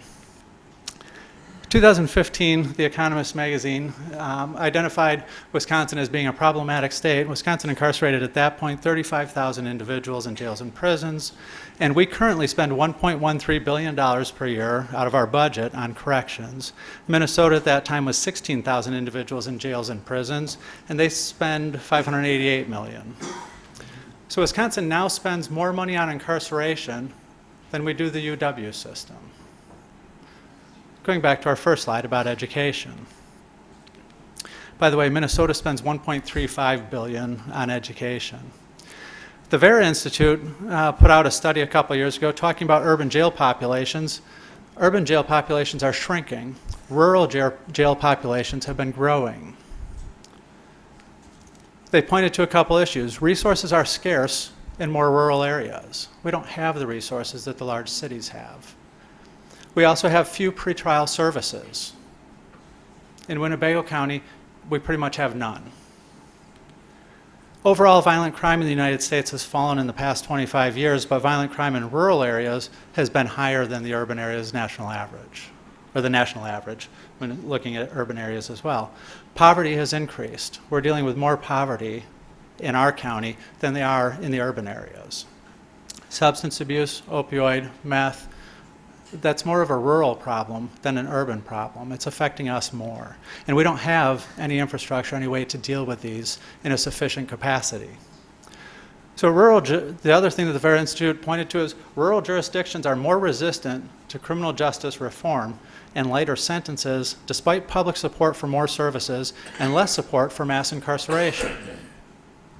We just don't want to change. We've been doing it this way forever, and we want to keep doing it this way. But this way is costing us a lot of money, and it's detrimental to our community. Ending mass incarceration demands a shift in resources and attention. So let's talk a little bit about incarceration rates. Down at the bottom of this screen here, what you see is Wisconsin, New York, and Minnesota. You can see homicide rates, overdose rates, suicide rates, and incarceration rates. Wisconsin has a higher homicide rate than New York or Minnesota, a higher overdose rate than New York or Minnesota, a higher suicide rate, and a higher incarceration rate, 676 people per 100,000 compared to 443 in New York and 364 in Minnesota. Here's what that looks like when we chart it out. If we go a little farther, because we often hear about how Winnebago County looks compared to counties around us, but when we look at other states, it looks a little more dismal. If we look at other countries, now we're looking at England just popped up. That's Winnebago County at 676. England just popped up at 141. Canada at 114. Germany at 78. This is how we compare to the rest of the industrialized world. So I threw another one in because when we think about Wisconsin and what makes Wisconsin great and we compare our incarceration rate, we need to find somebody who's got a similar incarceration rate, and I found somebody, El Salvador. Now, El Salvador has a homicide rate of 50.3 per 100,000. We're at 3.2. Interestingly, and I couldn't believe it, their suicide rate, their overdose rate, and their incarceration rate is all lower than Wisconsin. So here's our states, here's our other countries, here's El Salvador. It's almost to where Wisconsin is. So I hope that at least puts a picture in front of you and helps you understand why it is that we need to start addressing this. We need to start looking at different ways to deal with this. And our specific concern today is our jail population. How do people end up in the jail, right? So you've heard a couple times now the district attorney's office is responsible for the jail population. Well, not really. We have some input, but that's not really it. So how do people really end up in jail? Well, they get arrested. So they're arrested, and that's law enforcement. That can be based on the law enforcement officer's discretion. They have a lot of discretion to deal with the situation at hand. Sometimes they need to take somebody away from the scene to break up something bad happening. Agency policies. Sometimes there's arrest policies. When people get to court, a bond is set by judges. They can set a cash bond. If somebody misses court, a warrant's issued by the judge. They can be sentenced. They're sentenced by judges. Or they can be placed on hold by probation agents, which is the Department of Corrections, or there can be contract beds. Contract beds are utilized by the sheriff. If we have space available in the jail that isn't being utilized, that's lost revenue, so the sheriff can fill some of those spaces and bring some revenue in to offset some of those costs. Okay, so this doesn't increase the capacity of the jail, it just utilizes space that's already available. So when we look at this, the non-sentenced individuals are here. I think it makes up around 20%, so these are people who are on bond, either on bond or have been arrested and haven't been to court yet. These are the sentenced individuals. Looks like they make up around 28%. These are probation holds. Looks like it's about 40%. And then these are contract beds, which are about 6%. But the DA's office can impact the jail population, and we try to. So appropriate case charging. By getting our charges right the first time, that can have an impact on how many people are in the jail. Winnebago County has the highest charging accuracy in the state. We have for many years. Reducing a backlog. Back in 2007, when we first took over, we had a 900 case backlog. We currently have about 100 cases, but we've been down an attorney for about 13 months. We'll get rid of that backlog again. Other counties similar size have about 1,000 cases. We have addressing in custodies in a timely manner. We changed our office policies 2 or 3 years ago so that we addressed cases as quickly as possible. Now if somebody's in custody, the average amount of time that it takes us to address those cases is between 1.8 and 2.03 days. We can't go any faster because of holidays and weekends. Creating alternatives to traditional jail sentences. I don't think I need to bore any of you with all of the different alternative and diversion programs that we have. We have everything. Work proactively with probation and parole. We try to not duplicate incarceration. So if somebody's on a probation hold and they're going to be sitting 10 days and we have a case that we were going to ask for 5 days jail on, we just let them sit the probation hold. Why occupy all of the resources? So how have we done? Well, the 2011 Winnebago County Jail Study, some of you are a part of that and familiar with it. Kimmy and Associates projected that we'd have an average daily population of 379 by 2015, 446 by 2020, suggested building 2 additional jail pods, about $16 million and $2 million in staffing costs. Instead, we're at about 285. That's about 147 people fewer than they expected us to be at this year. If that's $55 per inmate, that's $2.95 million per year savings. Jail population in surrounding counties. When we hear about these discussions every now and then, you're going to see a blue line and a brown line. I guess it's orange on your screen, it's brown on mine. The orange one is the one to look at because that's where we're looking at numbers based on every 100,000 residents. So it provides for a more direct comparison. So Kenosha County is 467, Dodge County 456, Fond du Lac 284, Brown County 261, Outagamie 206, Winnebago 159. So I think we're doing okay. But I think we can do better. And some of you will be familiar with the medical idea of first do no harm. So how do we do better? Well, first of all, we reduce, for low-level offenders, we know from Arnold Foundation studies that low-level offenders who are placed in the jail for 2 to 3 days have a 17% increased likelihood of recidivism. 4 to 7 days is 35%, 8 to 14 days is 51%.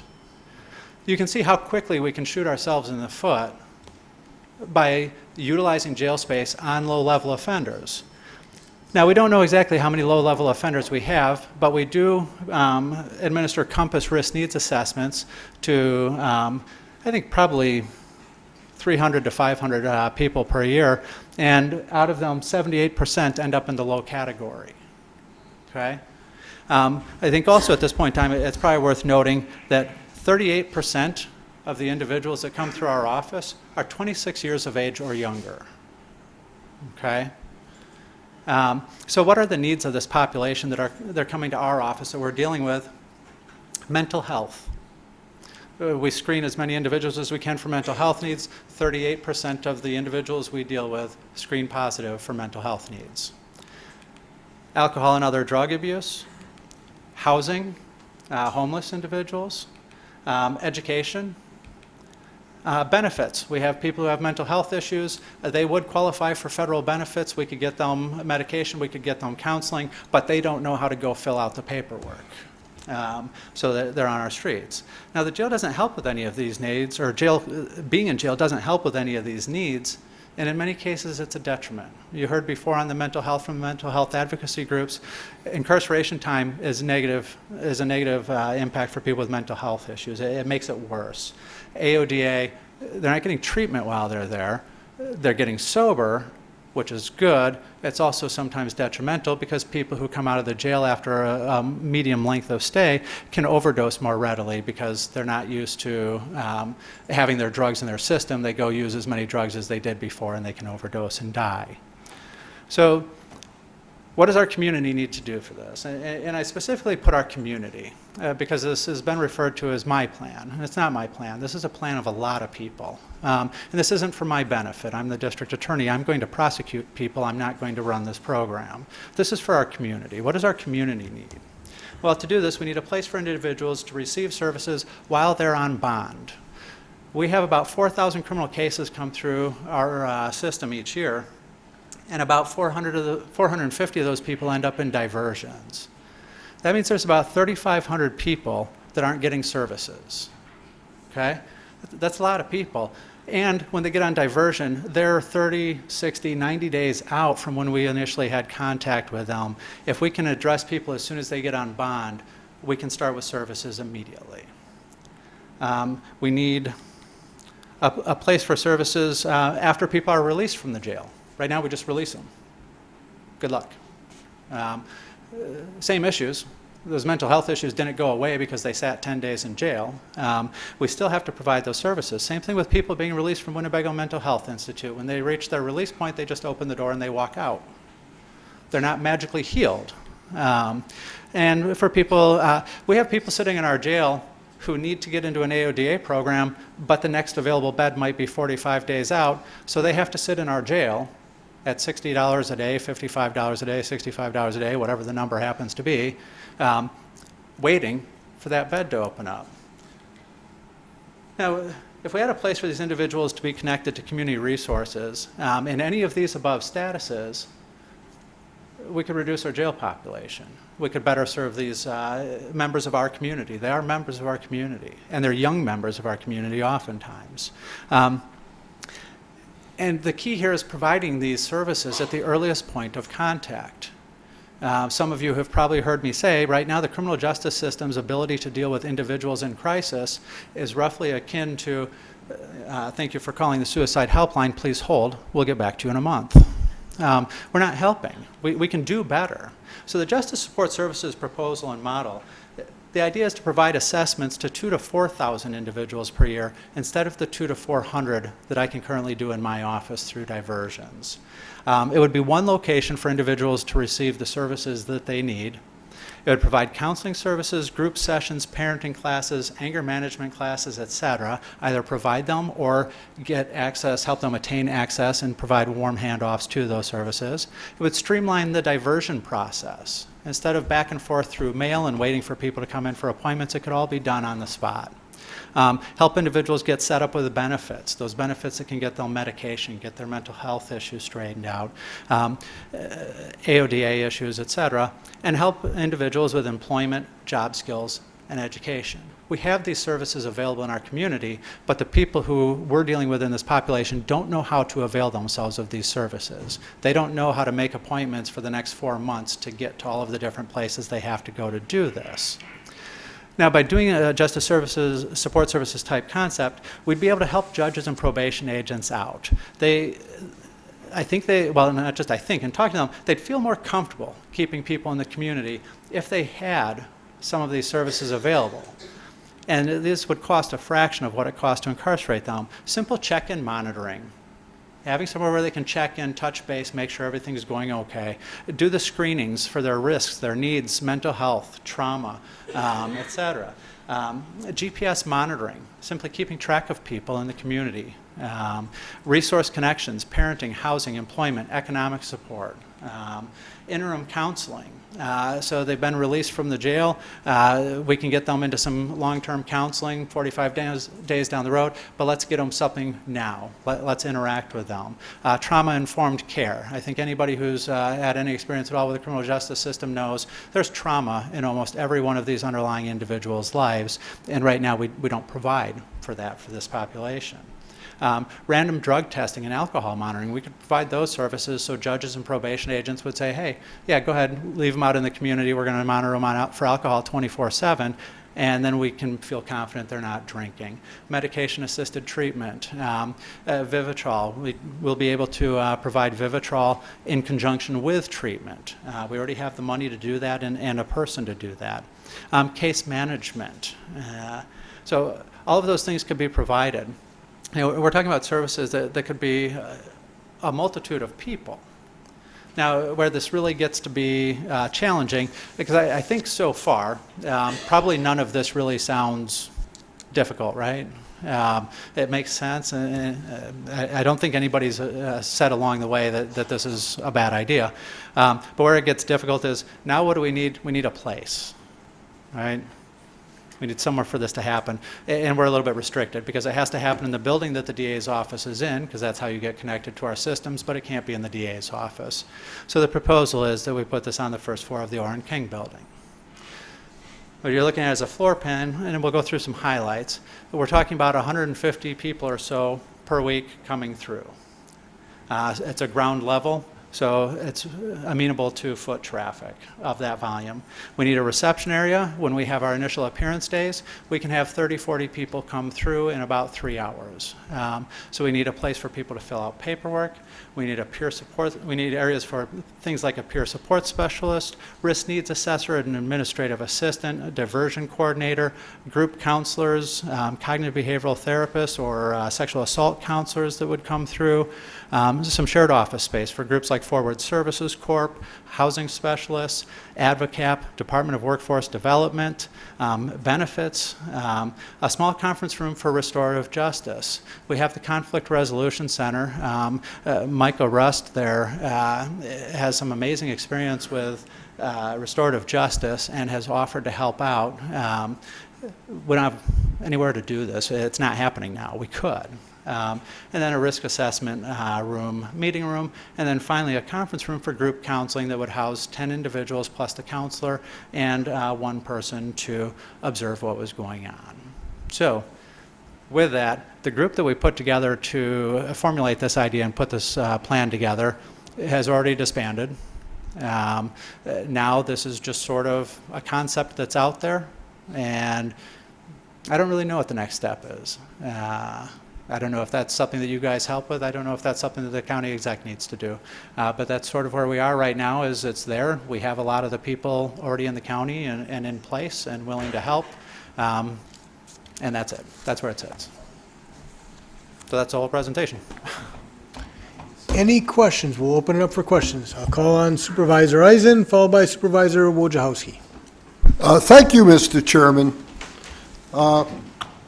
District Attorney Gossett, Winnebago County owns a piece of property that is practically adjacent to the Orrin King building. I know I've discussed this with you before, and you found that the old VA office was not adequate.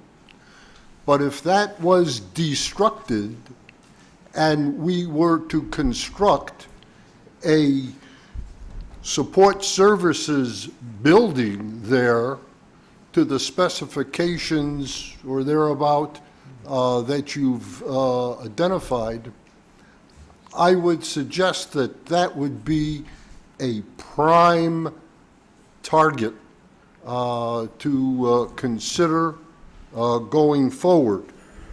I know that in the past I've discussed with you the model in Rockford, Illinois, Winnebago County, Illinois, which has a building for services for individuals with both mental and need for pretrial and post-trial services and support.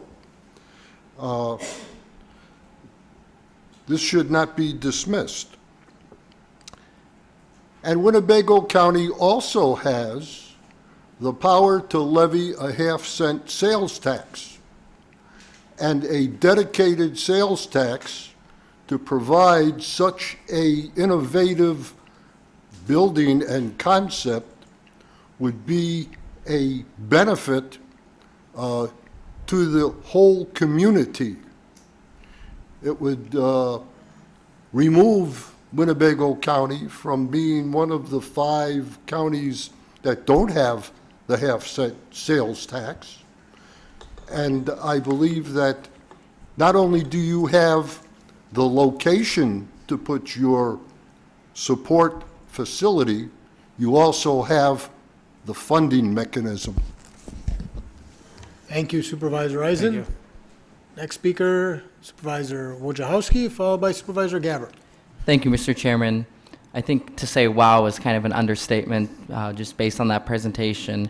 You know, as a student, I find it, you know, kind of ironic, but not surprising that we are spending more money on our jails and our schools. But I want to thank you for presenting this because I think it is important, and I don't think we talk enough about, you know, the problem of incarceration, how it's kind of becoming an epidemic in the state. But it looks like that we're doing a lot to address it. But I do agree with you that I think we can do more. So I just had a few questions. One, would we be able to get that presentation? Because I'd love to, you know, just look at it more in depth. Just, I know you had to go through it kind of quick because it's a long day, but I'd love to, you know, read more into it. Second, the governor recently, not recently, but some time ago announced that Winnebago County would receive 2 additional assistant district attorney positions. Has that taken effect, or when will that? Is that going to take effect? Do you know? Please. Okay. Thank you. Yes, I'll make that available to the first part. Second part, we have one of the 2 positions hired. We're working on a second one. The state of Wisconsin has not really kept up with salaries. And so when I post for my assistant district attorneys at $49,000 a year, first round we got 6 applicants, 4 of whom showed up to interview. It's been a little bit challenging, but we're in the process of finding a second person, and I'm hoping that we'll be able to do that, but we've at least found one right now. That's great, and I can imagine that would be a challenge, but I imagine that having those 2 positions are going to help with the backlog and just all the other work that your office has to do. My last question is, you know, we have this presentation, get all this information, and it seems like this gives us kind of what we need to take some action. So I'm wondering, you know, what action can we specifically take, and this might be something you need to get back to us on, but I really would like to know what we can do as a county board to kind of help with this, you know, these efforts, because we do want to make the community better, and I think this is an issue worth having attention on. Sure. And so I guess it depends on a couple different factors. You know, what started this was trying to address the need to expand the jail. And, you know, when this group was working together and we were trying to kind of scramble and get some of these things done, we were able to bring the jail population down. The jail population has been coming back up again. This group isn't together anymore. And I think as a community, we have to decide. You know, there's going to come a point where you have to build more jail space, or you have to start addressing the underlying issues. And so really what I wanted to do was present this as an alternative to building more jail space. And my concern with just building more jail space is we don't solve any of those underlying issues. We still have the mental health issues, the AODA issues. And we're still so far ahead of the rest of, you know, most of the rest of the country on our incarceration rate that we still have a lot of room that we can work with these issues. But then when do you do something? You know, when I first talked about this, I said I could have something going by July. And now I'll tell you I could have something going by January. As Supervisor Eisen indicated, if you want to build a facility and look at doing this, whenever you can build a facility, you know, but the longer it takes to implement something, the more likely it is that you're going to run into a jail capacity issue again. And I know that one of the reasons that I'm proposing we utilize the first floor of the Orrin King building is because it doesn't have to be forever. It's space that is functional for what we need to do now, and we could do this for 2 or 3 years. And if it doesn't work, then we do something different. I can't imagine it won't work because the counties that are utilizing this, it's working. And I think we're at least as good as them, so I think we can do that. But it would give us some time to really perfect it before we commit long-term, and it would also help us learn about what the needs are. Because maybe we're overestimating some needs and underestimating others, and then if we built something, we could build appropriately for that. So it's really those things. How soon do you want it? Do you want or first of all, do you want this? If you do want it, how soon do you want it? And then, just call me. Thank you. So I think, based off that, I think this is a monumental challenge that we do need to address. A couple years ago, I went to a conference, and I listened to some county board supervisors from Dane County, and they had put together a criminal justice reform committee to kind of address these challenges, get people from all different stakeholders to come up with a plan on how do we reduce our populations, how do we address incarceration rates, and I think we need to do something similar in Winnebago County, and I'd like to see that happen. Thank you. So thank you for presenting again. Thank you. Thank you. Next speaker is Supervisor Gabbard, followed by Supervisor Snyder. I don't want to make this lengthy, but I have a lot of things. Thank you very much for your presentation with all the statistics. I do believe part of our problem is not happening just now. It's been happening over years, and we have a broken family system. And one of the things I noted that I agree with you is the education percentages, how crime is related to education or lack thereof. There are a lot of repeat offenders. Through my walk in life, I've seen people be incarcerated and get out and start all over again. So education is good, but I don't know if you're going to get to the base of education to those people that are repeat offenders. Not only minor repeat offenders, but major ones. It's been a statistic for many, many years that people repeat their offense. And I won't get into details of what kind of offenses, but they do that.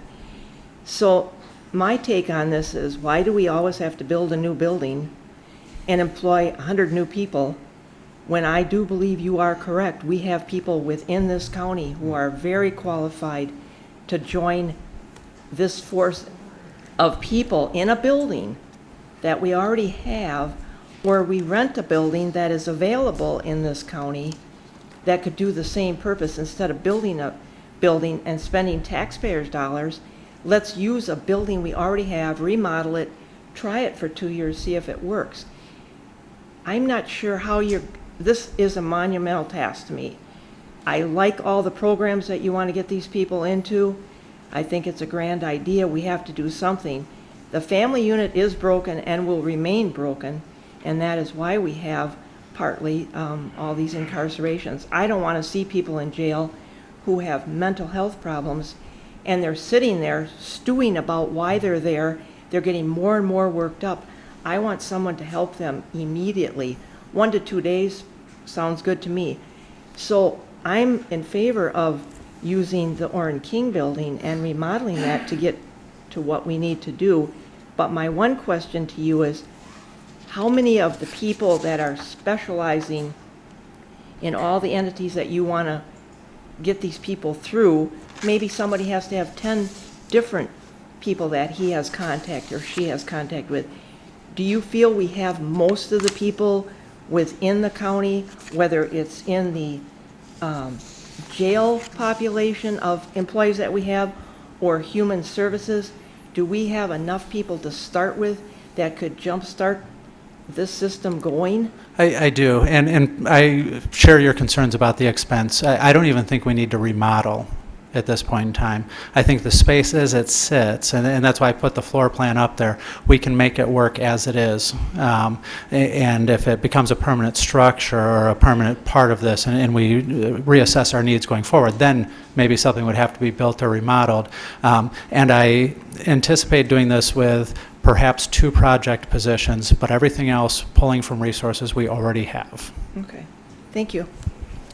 Thank you, Supervisor Gabbard. Next speaker is Supervisor Binder, followed by Supervisor Defferting. I guess I'd like to see this go as quick as you know, we talked about it, you're gonna have it up and running by June, now we're talking January. I think you need to go through the committee, you need to figure how much money you need, the people you need, and have the committee bring it to the county board so we can give you the funds to move forward with it.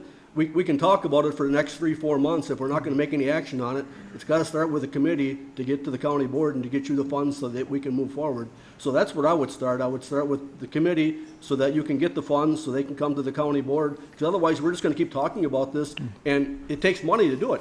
Yeah. And the only place you're gonna get the money is basically from the county board. And I appreciate that. Actually, what I'm hung up on is the space. I don't know who can give me the space. I think that's got to be the county exec. And I don't think he wants to do that yet.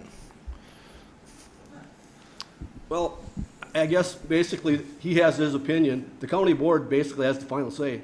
Okay. And if you basically go through a committee that basically, through the sheriff's department, and you can get the cost of what it costs to remodel the Warren King building, what it costs for your staff, if the county exec likes it or he doesn't like it, if this county board approves it, that's what we're here for. Okay. So, you know, I would respect his opinion, but 2 years ago, we were talking about putting $19 million to add on to the jail, and we managed to get by for 2 years. And maybe by doing this, we can get by for another 5 or 10 years. And it's not the $19 million to bid the 2 pods, it's the 10 people that it's gonna take to run them pods forever. Yeah. So if we can get these people where they're back and actually prosperous in society, they become a taxpayer, and instead of being a cost to us, they become an asset. So I would like to see you move forward on this as soon as you could. Okay. Thank you. I'll figure out how to do that. Thank you, Supervisor Binder. Next speaker, Supervisor Defferting, followed by Vice Chairman Egan. Thank you, Mr. Chair. I'm also in full support of having this being on in the Warren King building, namely on the first floor. I mean, it's everything that we could ever possibly need is there, and we don't even need to do that much remodeling. If anything, we just need to move some pictures on the walls or something. And we don't have to build another building for it. You know, the greenest and most expeditious, efficient building is one that's already built, and so we have the space available. I've been having numerous conversations with Dr. Topol, and we've been already been discussing about creating 2 project positions to start this already. So this is already something that we're looking to start doing.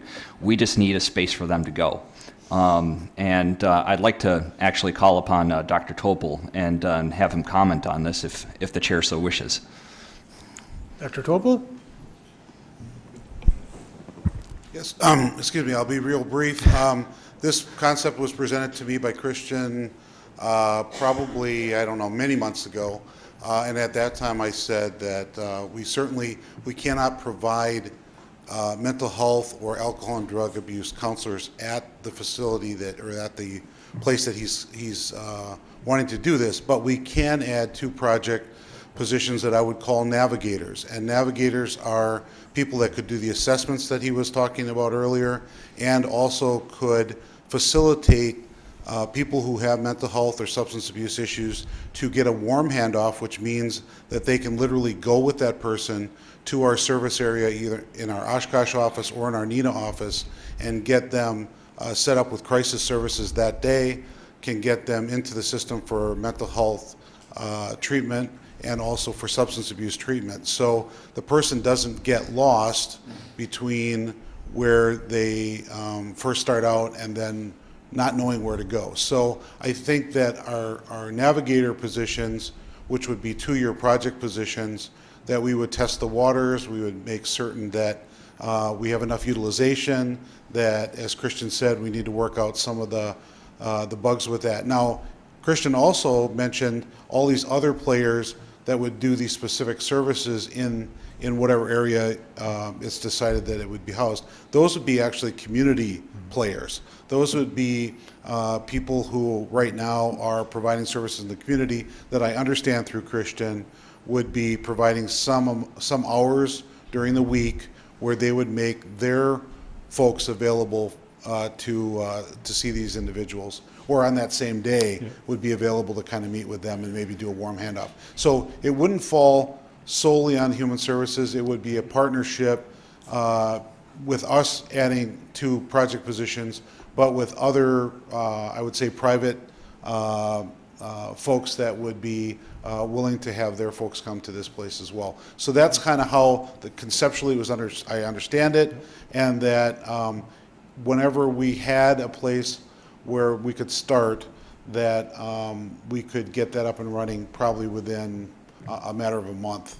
I would need some time to hire those individuals, but as soon as I knew that it was a go, that we could get going with recruitment.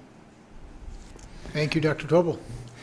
And there's a couple more things I want to talk about. But if for some reason or another we're not able to get the first floor of the Orton King building, there is space on the lower level. I don't find that area to be ideal. It's not a very inviting place. It's kind of cramped. But that is kind of a plan B. If we were to start with a plan B, would you be willing to work with that? Absolutely. And when we looked at the ground floor, there is, as Brian indicated, there's several issues that would come up. First of all, it would need to be remodeled. Things would have to be moved out of there. So now we're adding a fair amount of cost. The 150 or so people that would come through every week would walk into the current corporation counsel's office, because that's the only thing that you see when you walk in. They'd have to be redirected to the basement, where there's not a waiting area, there's not a reception area, there's not enough space for all of the community groups we want to bring in. So it's one of those where I'm hesitant to say that it would work. We could make it work, but I think anytime you throw a half effort, I'll skip a middle word, a half effort at something, you get a half result. So I think if we're going to do it, we should just do it right. And in one of the places that or part of what I've proposed in discussions is to move Corporation Council to the third floor of the Orton King building where they used to be. And before anybody thinks that I'm offering up bad space, Ms. Miller would get my office. I'd move to a different spot. We'd be giving them back Corporation Council office space. That's all I have. Thank you. Thank you, Supervisor Tiffany. Next speaker, Vice Chairman Egan, followed by Supervisor Shorsey. Thank you, Mr. Chairman. That was my question. What do you plan to do with corporate counsel? You've got all this things that you're going to do on first floor, but we still have a lady and her staff sitting there that is very important to this county. Yep, absolutely. So over the last year, the district attorney's office went paperless. And so we've eliminated about 10 to 15,000 paper files from our office. If you haven't been there for a while, stop over. It's a pretty impressive difference when you see that many files and filing cabinets out of there. And so I'd actually occupy a conference room for an office for the time being. But if it ends up being a more permanent thing, then we'd figure out the space in the rest of our office for my people, but we'd give the entire section of the third floor that used to be Corporation Council office back to Corporation Council, so they'd have their old stomping grounds. Thank you. And I want to give an opportunity to Corporation Council. Do you want to add something to that? And then we'll go on to Supervisor Shorsey. The controversial part. As Supervisor Egan referenced, we are the county's law firm. And I would point out, thank you for offering the space that we did have when we had 4 people, but now we have 6 people. And I would just ask, as I've told you all along, because we've had this dialogue, I want to make sure our office does not lose efficiency. So as long as I am provided the same amount of space that we have now, we would not have an objection to that. We cannot lose space, especially given the fact that when the Corporation Council office was on the 3rd floor, we were having 4 people, and now, as you know, we have 6 people. That's what I just wanted to. Thank you, Corporation Council. All right, Supervisor, Vice Chairman Egan, anything further? No, thank you. All right, thank you. Next speaker, Supervisor Shorsey. Thank you, Mr. Chairman, and Christian, this is great work. I think that it's definitely good timing, and we just had a report from the sheriff, and the jail is full, but a good number of those people are paying customers from other counties. So I think that we're really in a kind of an ideal situation to try something new. And, we're not desperate in terms of jail space at this time, and that's a good place to be. It sounds to me like it's time to put pencil to paper and start fleshing out some operating budgets. As, space is an issue, but I don't believe we've seen operating budgets. No. And, and even there with the space to put pencil to paper, so we can say, if you have this space, it would cost this much to bring it up to standard and that sort of thing. So, and we respond well to that. So, and in terms of the budgeting process, and we do have the grant, correct? Correct. The big grant, so we have some help. And set a time for what would be a pilot program. And, whether it's 2-3 years, you do need some time to get up and running effectively.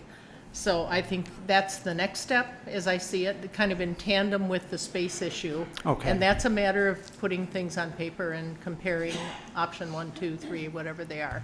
Okay. So, but thank you for your good work. I think and thank you for this that. is very timely, and we hope there's a better way. At least, in what I understand, it's basically we can expect that a percentage of those people would turn their lives around and start going in a more positive direction. Correct. Not everyone. Not everyone, Yeah. correct. So we want to be realistic about what is a win. Yes, So, thank you. Thank you very much. Thank you.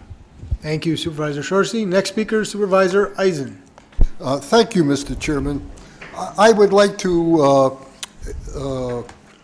remind the district attorney that the 2020 budget session begins October 28th. And if he is able to come in with a plan for that budget session, it can be considered by the county board.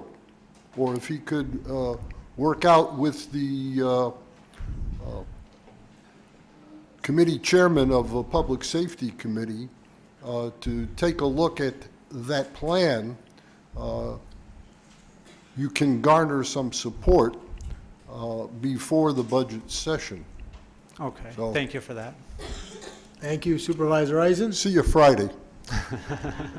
Seeing no other call-ins, we'll close that portion of the agenda. Thank you very much, District Thank Attorney you, everybody. Gossett.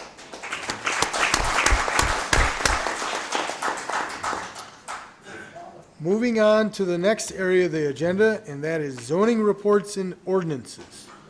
First item is report number 003, Winnebago County Zoning Department. I'll call on Vice Chairman Egan. Mr. Chairman, this, I don't know if it should be brought in as a motion or not, because it was already acted on, and it was sent back just to notify all the people that this was going to be held. So I don't know if it should be brought in as a motion. I do have some things I'd like to say on it, but so I don't know if it needs to be a motion or not. I guess we need to ask corporate counsel or... Should be Okay, brought she in as said a it should be brought in as a motion. I move for the approval of report number 3. There's a motion and a second to approve report number 3. Please go ahead, Vice Chairman Egan. Thank you. You heard a lot of people discuss here before, and I'll tell you right up front, all of them are my constituents, but the first gentleman that talked back there, I went back and talked to some of them some more, and they were upset, and I don't blame them a bit.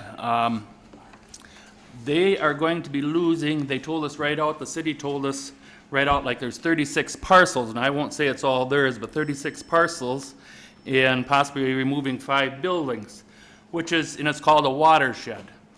But, like Mrs. Bradley brought up, that's been over a 100-year-old farm.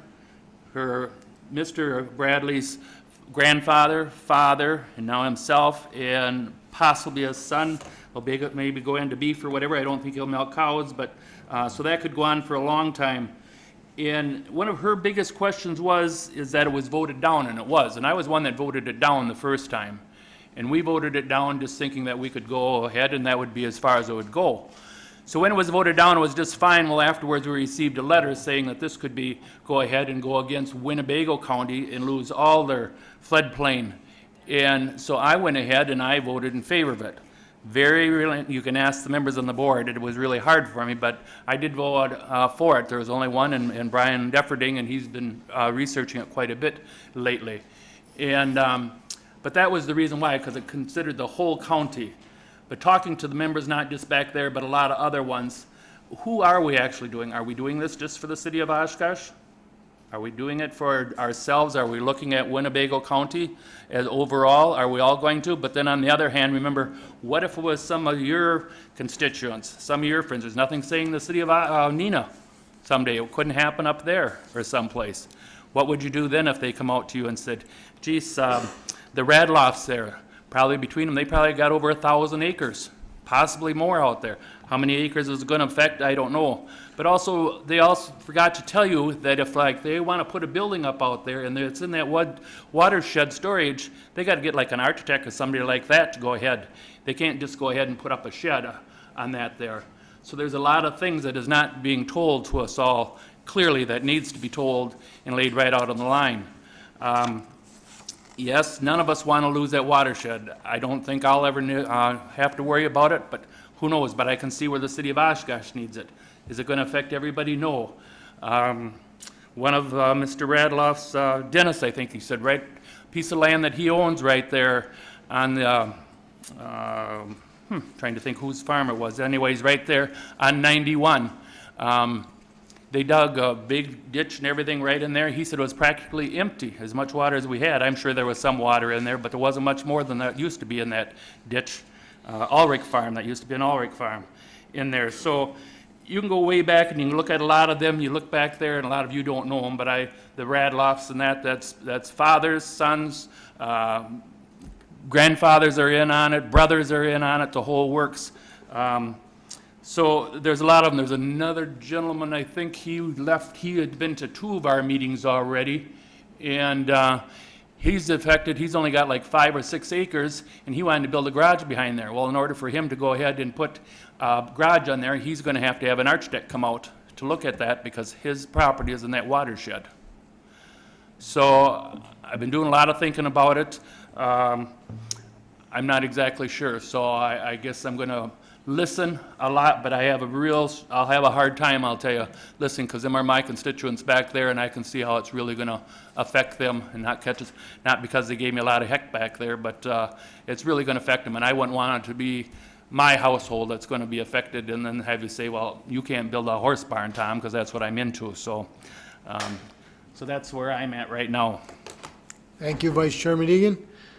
Next speaker, Supervisor Gabbard, followed by Supervisor Defferting. At the first vote, I voted no, because I was upset how this whole process went down between FEMA and the DNR, and there were threats made in emails by both entities. I probably would have to say I'm not a city person, I'm a town person, so I look at both sides, but I represent city and town. What bothered me about this whole update for the FEMA maps and what the DNR had told us initially was that people in the towns had the storage areas and they were going to have to spend money in the future to be able to do anything with that area. And I thought, why are they all in this area? Then I thought about the town of Oshkosh. It could be us, town of Black Wolf. It could be them in the future. Could be the city of Neenah. So I voted it down. And then we did some research, mostly Brian, which kudos to you, Brian, because you did a lot of work on this. And we got emails that said we could take away the floodplain insurance for everybody in Winnebago County, those that have it or those that would want it in the future. Then I had to look at the perspective of the whole county, not my area, not your area, the whole county. And I didn't want the people who have floodplain insurance or who would be getting it if they're building to lose that avenue. So I voted yes with the idea that we would do some more research before it came to county board. I was not here last month, but since that time, Brian has done a lot more research. And I feel the people that were here tonight, they didn't really know what this all was about. I think the Planning and Zoning Office did a great job of sending out information to the people, whether they got it or not, or just didn't realize what it was. But these are people who live and work in Winnebago County, and it affects their land. I'm glad these people were here tonight because now I am thinking right now, I'm going to vote against this. Because I've learned since that time that FEMA said they wouldn't demand that the floodplain insurance was taken away, but they could. And any given day of the week, anybody can say, I could, but they don't. So we're not being threatened as much as we were before. We haven't got all of the details, but I think that what I read in one of the emails is that FEMA would approve those maps without the storage area units because they didn't put them in there. So that brought another question to my mind. They didn't put it in there. Who did? So I understand the city's needs because Sawyer Creek has always been a problem. I understand the city has spent a lot of money out there trying to resolve that problem. I just feel that this didn't come across to our committee correctly from the beginning, and there was he said, she said, they said, we threatened, no we didn't. So there was a lot of confusion. And as of tonight, there is still some confusion. So because of that, I can't approve this. And I don't believe people are going to lose their floodplain insurance at this point because everybody now knows where we stand with this, and I still think it can be worked out. Thank you. Thank you, Supervisor Gabbard. Next speaker, Supervisor Defferting, followed by Supervisor Eisen. Thank you, Mr. Chair. I think what the county board here has to realize is the precedent that is set with this. Through the National Flood Insurance Program, they're using this as a way for to take away property rights, especially from people out in the towns rather than the city. And I don't like that. I don't like the way that it's done. This whole process was a very convoluted process, and it was very confusing for the Planning and Zoning Committee. We had to find out first off if flood storage zones could exist outside of a floodplain. Because by definition, flood storage was only supposed to exist inside a floodplain. But this new particular study had all sorts of flood storage zones outside of a floodplain. It was radio silence for a while from the DNR. That's where we had to get clarification from. It was literally a couple months went by before we got clarification, and we find out later that yes, you can have flood storage zones outside of a floodplain. I had a sneaking suspicion that these properties that are now considered to be flood storage was not properly that these property owners were not notified, simply because we had two public hearings on it and maybe one person showed up, this seems to be some rather serious implications if they want to develop on their land. It does make it a lot more expensive. So I had to go through I went through the entire list of people that were affected. I tried to find their phone numbers. A lot of them were disconnected. Some of them thought I was a phone solicitor and hung up on me. I did speak to a few of them though, and of course I asked the question, did you receive notification about this? Were you informed about this? And it was resoundingly no. They did not know. And so when I talked to them about this, you can kind of guess what their reaction was. And then you find out from people here that have testified in front of you that they receive a letter about it on Friday before we have this meeting. And this is already after we've delayed it for 1 month. There was just a lot of it was a lot of bureaucracy, and it was pretty much the kind of bureaucracy that you would find that people talk about when it comes to government, and I didn't like that. I think that, the threat of removing Winnebago County from the National Flood Insurance Program, that's how they get things done if we don't like the way that they manage things. And I don't really like the way that comes to me as top-down management. Usually when something like this happens, you get people from the DNR and FEMA, they come and talk to the county board, and they talk about what's going on. Then we have some more public hearings, and we make sure that that they know about this and that we're all properly communicating to these affected properties. You know, it starts from the bottom up. This was all top-down stuff. It was all just done through emails, and I had to raise a ruckus in order for me to actually get a meeting in with both FEMA and the DNR and the city of Oshkosh all in one room. And it was done very last minute, and I had to take time off of work in order for me to have this meeting. So I think that this whole approach was just very terrible, and I don't approve of the precedent that it's set. I don't like the way that it was managed. I think we need to rethink this. And and it's the DNR that has the ability to take Winnebago County away from the National Flood Insurance Program. I don't think that they're going to do this. Yes, they have the ability, but they can. When I spoke to Michelle's staff from the DNR, she said we will just take a look at another approach. They may submit their own map without the flood storage zones, so that is a possibility. I don't think that they would take Winnebago County from the National Flood Insurance Program, but if they did, bring it. That's all I have to say. Thank you, Supervisor Defferting. Next speaker, Supervisor Eisen. Let's try to hold the applause. Next speaker, Supervisor Eisen, followed by Supervisor Warnke. I would like to commend Supervisor Defferting on his diligence and his effort to bring some truth to the forefront. It was last month that I asked that there be notice and that the consideration of this issue be postponed to today. And I'll have to tell you, on Wednesday, I called the Planning and Zoning Office, and I asked them for a copy of the letter that was sent out to the residents on the list. And on Thursday, I received a fax dated July 2019, which was the public notice of hearing back then. Nothing in effect to what was going out now. And today, I hear that residents didn't receive their notice till Friday.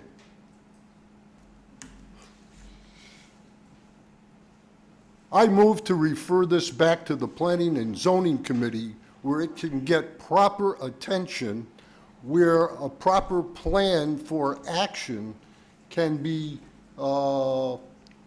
followed, where the necessary parties can be put together, that there can be a special orders presentation to the board so that we can act diligently. But I need a second. Second. There's a motion and a second to refer it back to the Planning and Zoning Committee, and there is a second, so that motion takes precedent. So now all further debate is on the refer back motion only until we resolve that motion. That is debatable. So Supervisor Eisen, thank you. Supervisor Warnke, specifically on the motion to refer it back to the Planning and Zoning Committee. No. Thank you, Supervisor Warnke. Supervisor Shorsey, specifically on the referral back to the Planning and Zoning Committee. Yes, that was in my mind as well. The way this has been handled has been horrible and very disrespectful of the property owners, and they deserve to know the impact. So yes, I do think it needs to go back. I have a sister who lives in Cross Plains, and they weren't supposed, they were not supposed to flood the way they did. So it's possible, but if there are other options and other approaches, I think that those need to be considered, as well as some reparation to the landowners. If there's a cost to this for the good of us all, then there needs to be some pretty creative thoughts put together to make it right with them. So yes, I support going back to the committee. Thank you, Supervisor Shorsey. Vice Chairman Egan. Thank you. I'm for this. I just want to ask corporate counsel, can we go ahead and do this because there was already hearings and that on it and the vote was taken?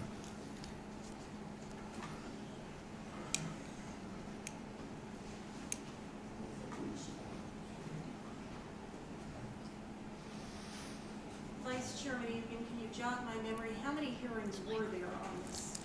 Well, supposedly the city had one, but I don't know how many have even got letters on that. I know the county took and sent letters out. How many were actually received to the right people, I don't know, but I know they supposedly send them out. And I believe the clerk's office sent this last one out just for the people to be here tonight, but they didn't get that till Friday.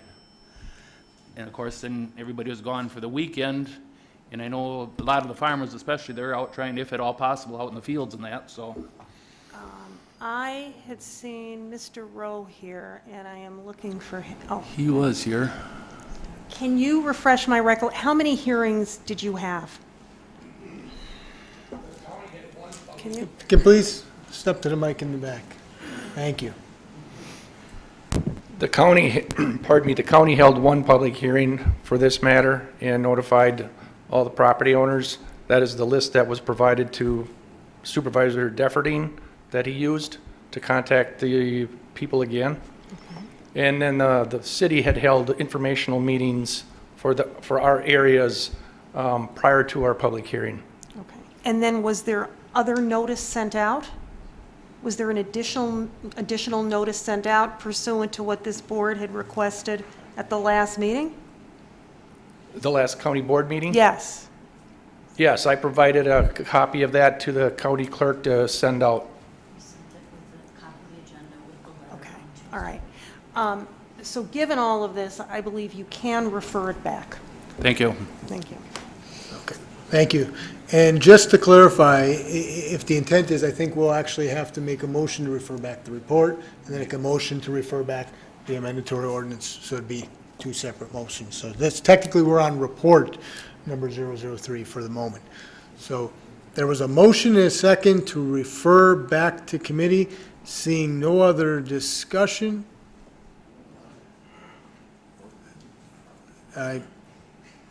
Supervisor, okay, Supervisor Norton, it's specifically on the refer back to the, Yes, so I have a specific question. When will this be coming back to the county board for us to actually vote on? If you want to vote, is it going to be January? Because the gentleman asked to have us on a special orders. Our next special orders is not until January. That's my simple question. the answer to that is it just depends on planning and zoning. It's in their hands once it's referred back to them. I'll now call on Supervisor Eisen. Thank you, Mr. Chairman. Can we have a recorded vote, please? We will do so. I was already planning to do so, Supervisor Eisen. All right, Supervisor Gabbard, anything further? Thank you. My point is, I wanted to go back to committee. I know this committee has been inundated with this, but I would like to see, and maybe Supervisor Defferting could get this going, I'd like to have somebody from FEMA and somebody from the DNR come to our meeting. They seem to be avoiding us, but they're good at the emails, and the emails say that they're not going to do what they can do, and then I'd feel much better about it, because I think this could all be resolved if those two parties would say, we're not going to take away the floodplain insurance, and you don't need those storage areas out in the outlying areas. So I think it should go back to committee. I'm willing to go through it one more time. And why the people didn't get the notices or didn't know what it was about, we can only imagine. But from what I'm hearing tonight, these people are pretty upset, and they didn't know what that really meant. So I'm in favor of sending it back to committee. Thank you, Supervisor Gabbard. Seeing no other call-ins, we will go to a vote. This will be a roll call vote. Vote aye if you want to refer it back to the zoning committee, and this is, remember, just report number 003. We'll also still have to take up the mandatories. Vote no if you don't want to refer it back to committee. And this requires a simple majority to refer it back. And that motion carries 31-0. So the report now is officially referred back, but now we have to take up specifically a mandatory ordinance number 09032019, Winnebago County Zoning Department requesting a text and map amendment to the floodplain zoning code, Chapter 26 of the Winnebago County General Code. Once again, I'll call on Vice Chairman Egan. Thank you, Mr. Chairman. I move for the approval of mandatory ordinance number 903, 2019. There's a motion and a second for approval, and that opens it up for discussion. So now I'll call on Supervisor Eisen. Yes, Mr. Chairman, thank you very much. I move to refer this back to committee, There's to a the mo- Planning and Zoning Committee. There's a motion and a second to refer back to Planning and Zoning, amendatory ordinance number 09032019. Any discussion on referring back the amendatory ordinance to Planning and Zoning? Seeing none, we'll do a voice vote. All those in favor say aye. Aye. Opposed? Motion carries unanimously, so that is referred back to Planning and Zoning Committee. Moving on down to the next item, and that's report number 001, Kevin J. and Nancy E. Hoppy, Town of Clayton. I will call on Vice Chairman Egan. I move for the approval of report number 001. There's a motion and a second for approval of report number 001. Any discussion? Seeing none, we'll do a voice vote. All those in favor say aye. Aye. Opposed? Motion carries unanimously. Moving on to amendatory ordinance number 100119, rezoning from A2 General Agriculture to R1 Rural Residential for tax parcel number 006-0849-01. I'll once again call on Vice Chairman Egan. Thank you, Mr. Chairman. I move for the approval of a mandatory ordinance number 100119. There's a motion and a second to approve amendatory ordinance number 100119. Any discussion? Seeing none, we'll do a voice vote. All those in favor say aye. Aye. Opposed? Motion carries unanimously. Moving on down to the next item, and that's report number 002, Dennis Lang, Town of Winnebago. I'll call on Supervisor Snyder.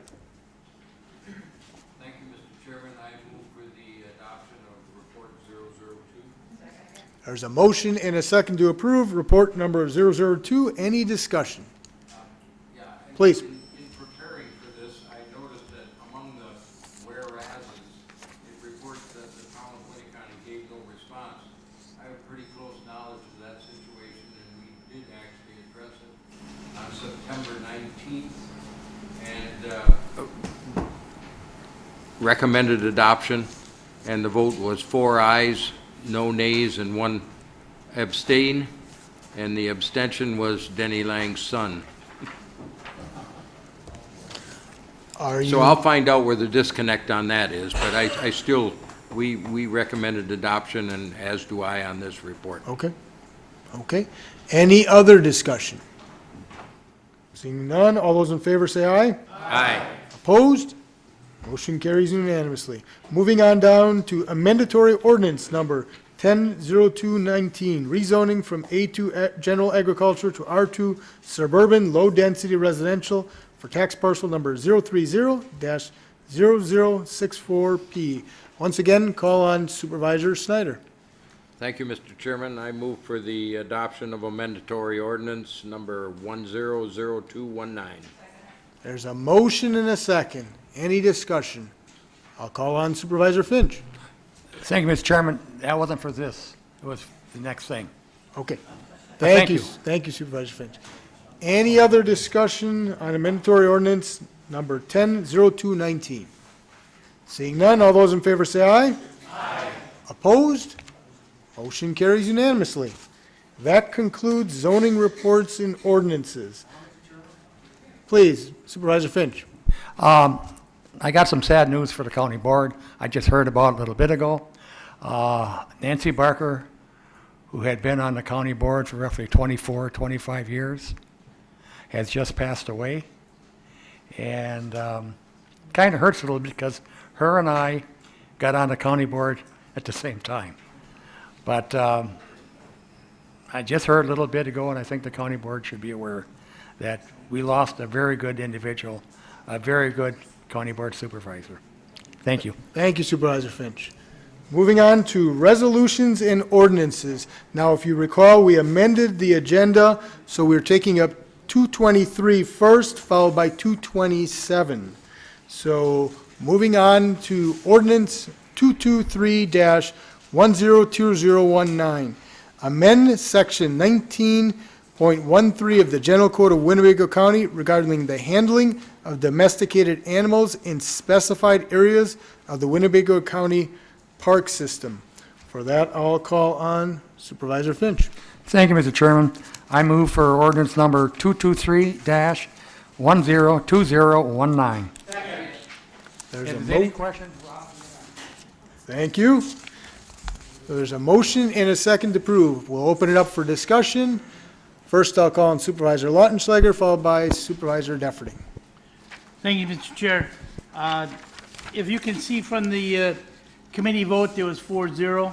It would have been 5-0, but I had a conflict that day for the committee, so I wasn't there. Otherwise, I would have voted in favor of it. This is something that, when the committee first started discussing it, it was mainly, and I think a couple of the children back there kind of hit on a little bit. We talked about the new housing complexes out there around County Park. And it was, so a family gets a new dog, a puppy dog or a rambunctious dog or whatever, and the parents say to the kids, the boy or girl, 12, 13, 14, hey, take the dog for a walk, take him over to the dog park. Well, they can't, because they can't go through go through the county park. I mean, so they can't take the dog over to the dog park. So that was the big thing. So all the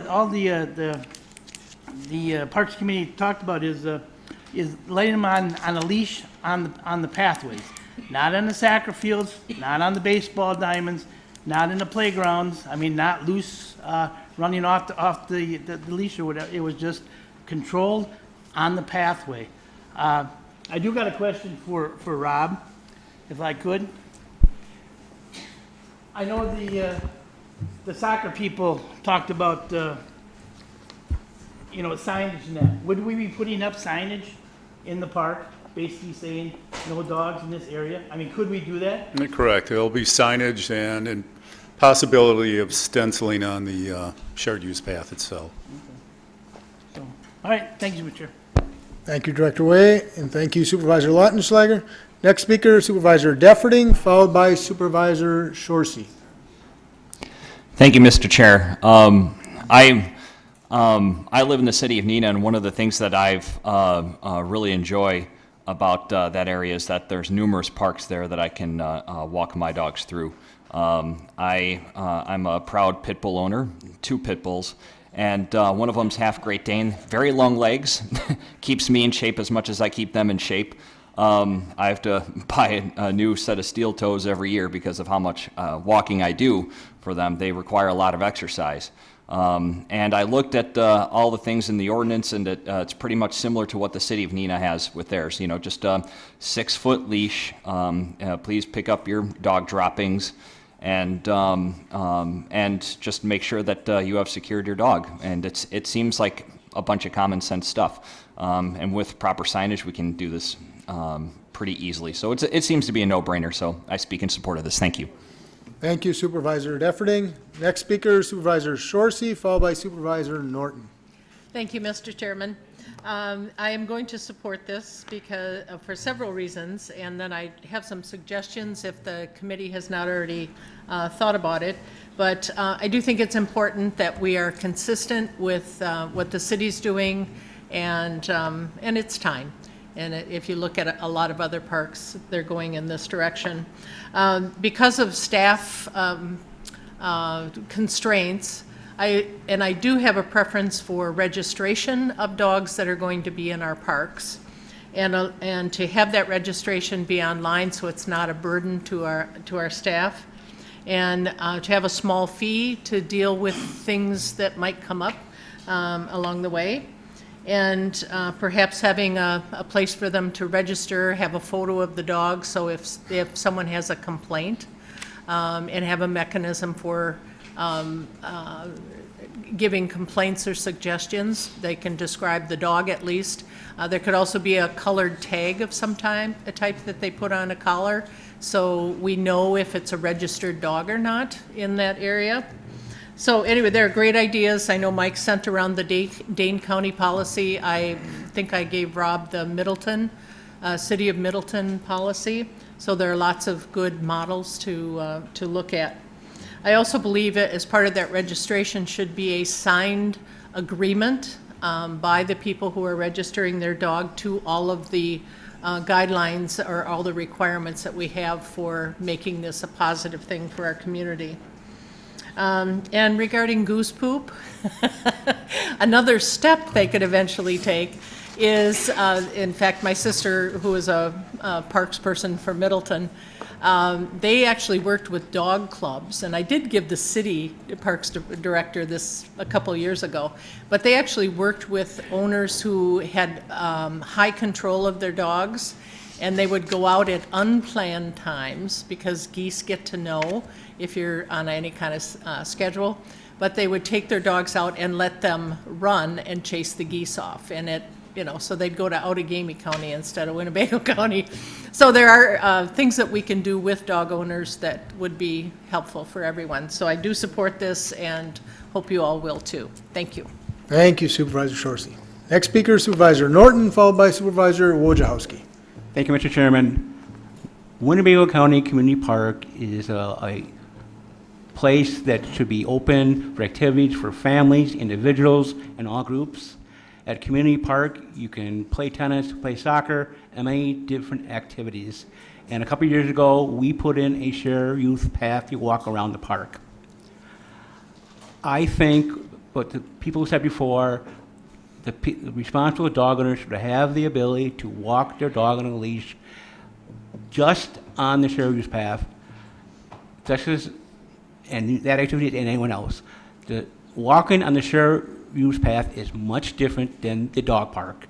The dog park is where you let your dog run and play with them with no leash, and they can engage with dogs, and who knows what happens, because I know my brother had his dog get attacked by another dog. You know, I am fortunate to have in my district South Park, which is one of the more major parks in the city. And I tell you, since the 2.5 years that the city of Oshkosh let dogs in walkways, in the parks, on a leash, I have seen very little dog waste. I've seen a lot of geese waste, and not a little dog waste. And you know, I was at an event at South Park, Labor Day event. I saw 4 dogs on leashes with their owners. And you know, they're supposed to be enforced and not be on there. No one's enforcing it. I'll get that in a second. You know, many of you know, for 35 years or so, I was an umpire for the Oshkosh School District, and I'd have to umpire games both at Menominee and County Park. And I gotta tell you, countless number of times, there would be dogs in the park on a leash watching the game, or with their owners, with the game taken on. Never had a problem. I never had anyone complain that the dog was there. I'm getting to the point that the soccer club is concerned about enforcement. Enforcement is not our problem. Talk to the Oshkosh Police Department. And I tell you what, that's one of the reasons why I am also so much for it, because I've seen countless years they're not enforcing that. They enforce it in the South Park, they don't enforce it in County Park. I heard from one of their officers who said, Mike, you know, we have Soccer Saturday and they don't do anything. Well, take it up with the Oshkosh Police Department. I don't think we should be punishing, I think that's what we're doing, we're punishing responsible dog owners, and I think that's the majority are, really do, who want to walk their dog on a leash. And Vicki, I am open, and I think the committee is open to your suggestions. We just heard one of the supporters say they'd be open to having some registration and having a possible fee. I'd be open to that, but let's get this done. Let's get this ordinance and let dogs and dog owners have the same privileges of using the county park walkway that everyone else in this county has. And when I proposed this and when I supported this, I tell you what, I didn't want to compromise for just let the neighborhood area. No. I want it so that I don't care where you live, literally in this world or in this county, you want to take your dog on a walk in a semi-rural setting that you don't have to worry about, as some people said, worrying about cars and other things to distract you.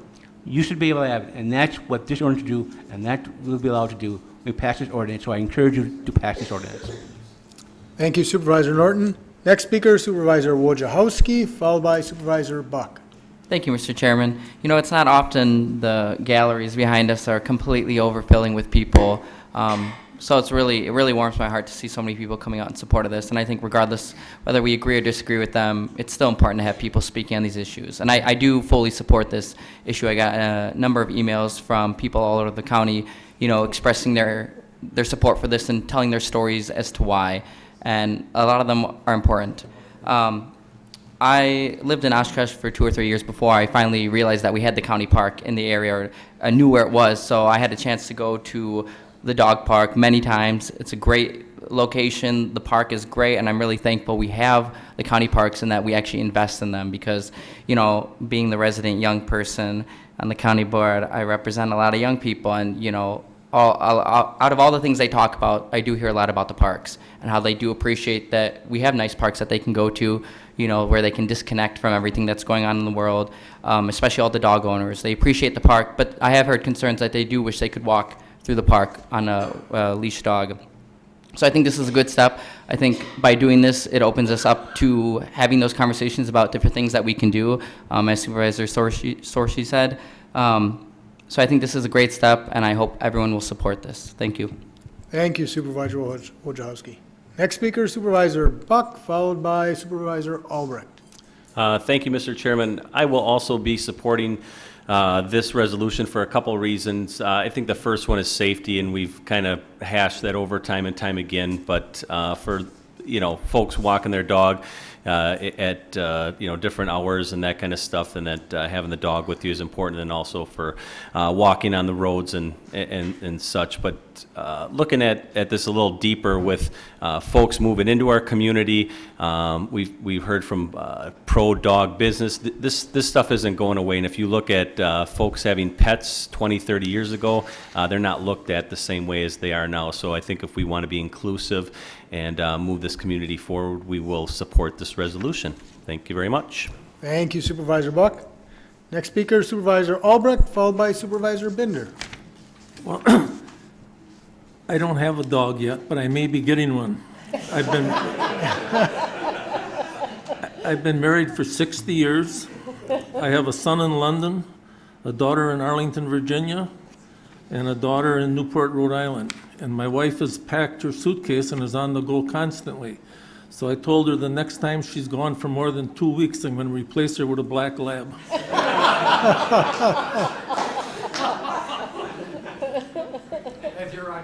Thank you, Supervisor Albrecht. You'll be able to take it for a nice walk. Next speaker, Supervisor Binder, followed by Supervisor Warnke. I want to say, probably for 3 years, this is one of my goals, was to get dogs in County Park. I mean, I thought it was kind of ridiculous. We had a beautiful trail, and we had all kinds of, basically, apartment buildings around us and no place to walk their dog. I'm thankful Stephanie approached, and the group got behind her, and she got like 1,700 and some signatures saying the citizens of Winnebago County want to use that park for their dogs, and it'll be easier for the city of Oshkosh. They basically allow dogs in their park, and they patrol our park. So it's kind of like when we have two different sets of rules. The city in the Menominee Park, they can walk their dog, and if they drive through County Park, now we got to tell them that you got to take your dog out of there. It's kind of hard. A new officer, he may not understand that it's not a city park, it's a county park, and even though it's in the city of Oshkosh, it's kind of conflicts, because if you live in the city, you think, well, the city of Oshkosh, you can walk your dog. So I just think it makes things more standard, and between the city of Oshkosh and the city of Neenah, they have right around 97,000 residents, and Winnebago County's got about 170. So the majority of the people now can walk their park in the city of Oshkosh and Neenah, so there's no reason they shouldn't be able to walk them in Winnebago County Park. Thanks. Thank you, Supervisor Binder. Next speaker, Supervisor Warnke. I totally agree with letting dogs walk in park. I do not agree with charging them any kind of fees. There's no reason for this. I have been in Boston on a Heritage Trail. I've been in New York City, and they all walk them, and they certainly do not require them to pay a fee to walk their dog. This is totally ridiculous. Just open it up, let them walk their dogs and do whatever they're gonna do, but don't charge them any fees. I mean, what are we? You're gonna be spending all kinds of money just to have somebody register these things. And if we can spend $96,000 on a pickleball court, we sure as hell can let them walk their dog. So that's my opinion. Thank you Supervisor Warnke. Next speaker, Supervisor Finch, followed by Supervisor Smith. As far as I know, tonight's the first night was talked about charging money. But if you want to donate money, we'll take it. I won't dispute that part, you know. But you got to remember something now. We're taking care of this again. I would like to see in the near future something happens on the northern end of the county. So I'm all for this park. It should go perfectly. There should be no problems unless the owners create the problem. Then we'll have to decide what we want to do with it. Shut her down or just what. But I do expect the owners to pick up their dog's waste. All right? Thank you. Thank you Supervisor Finch. Next speaker, Supervisor Smith. Supervisor Smith? Yes, I have to disagree with my fellow supervisor who thinks it should be free. I believe that the fee will help as far as maintenance of signage and allowing people to be responsible. In other words, if you're paying a fee and you're there, they're responsible people. If anybody can come in with their dogs and walk through the park, there's no guarantee they're going to be responsible. So I'm in favor of the fee part. Thank you Supervisor Smith. Next speaker, Supervisor Gabbard. Just one quick note that concerns me. I'm going to vote for this because I'm cool with dogs and cats and whatever, but I'm worried about an incident happening where someone does not have their dog licensed. If it's licensed, and all towns and villages and cities always require that, whether you do it or not is your own business, but that confirms that that dog has had its rabies shots and distemper. So my only fear is that some dog is going to somehow have an incident with a child or something, and if that dog does not have its dog license, we could have an issue. But I'm still going to, we'll probably handle that down the line, but I don't want anybody to sue anybody over that. But that was my main concern coming tonight. Another point for registration. Thank you. Thank you Supervisor Gabbard. Seeing no other call-ins, we'll go to a vote. And just to clarify, there was some discussion about a fee. The ordinance you're voting on tonight does not include a fee, just so there's clarification, because there was a little discussion. So seeing no other call-ins, let's try to go ahead and do a voice vote on this. All those in favor of the ordinance say aye. Aye. Opposed? Motion carries unanimously. All right, very good. Moving on down to the next item. And just for clarification, if you recall, we amended the agenda, so we're on 227. And that is the resolution awarding the sale of $9,575,000 of general obligation promissory notes. And for that, to initially start it, I'll call on Supervisor Rasmussen. Thank you, Mr. Chairman. Move for resolution number 227, 1020. Second. Thank you, Supervisor Rasmussen. Seeing we have a motion and a second, I'll call on the Finance Director, Vicki Fitzgerald. Come up and just discuss our award that we sold our bonds today. Please. Thank you for coming. Yes, and it's great to see everyone. So the Winnebago County was in the public market today selling their bonds, and you know, as County Executive alluded to earlier, received an excellent interest rate. The county should be very, very thrilled with what you received. And I'll also go through the bond rating a little bit and talk through that. So in front of you, there's a presentation. I'll briefly run through the final financing results, but if you go to page 2 of this, so this again, general obligation promissory notes in the amount of $9,575,000. This general obligation promissory note will close November 5th of 2019 and have maturities ranging from April 1, 2020 to 2029, so a 10-year financing. The first interest payment will be April 1 of 2020, and this is callable April 1 of 2026, meaning that you can refinance, prepay, restructure on that particular date. Moody's did affirm the county's AA1 bond rating. This is one of the strongest bond ratings you can receive. The county should be very very thrilled with that bond rating. You know, and really, in the back of the packet that you have in front of you, there's a summary of why you received such a good rating. And some of the highlights in that is it talks about how extremely well managed the county is. So Vicki, the county exec, the county board does an excellent job overseeing the county and making sure you're financially in really good shape. You know, the rapid repayment of debt, and the county's continuing to grow. You know, we've seen that in the valuations and so forth. That's all stuff that the Moody's has taken note of, and that's why you were confirmed the AA1 bond rating. The interest rate received a 2.00%, so an excellent interest rate. Last year at this time, the county received a 2.79%. So you can that kind of shows you what interest rates have done over the prior year. We've all known that interest rates have been dropping, but you know, we're in an interesting time right now because of the trade talks with China. You know, if it sounds like something positive happened, interest rates are going up, the stock market's going up. Something bad happens, well, the stock market's going down, interest rates are going down. So with what, you know, is coming out recently, interest rates could be potentially increasing if this trade deal comes to fruition. So it's potentially a really good time to be entering the bond market.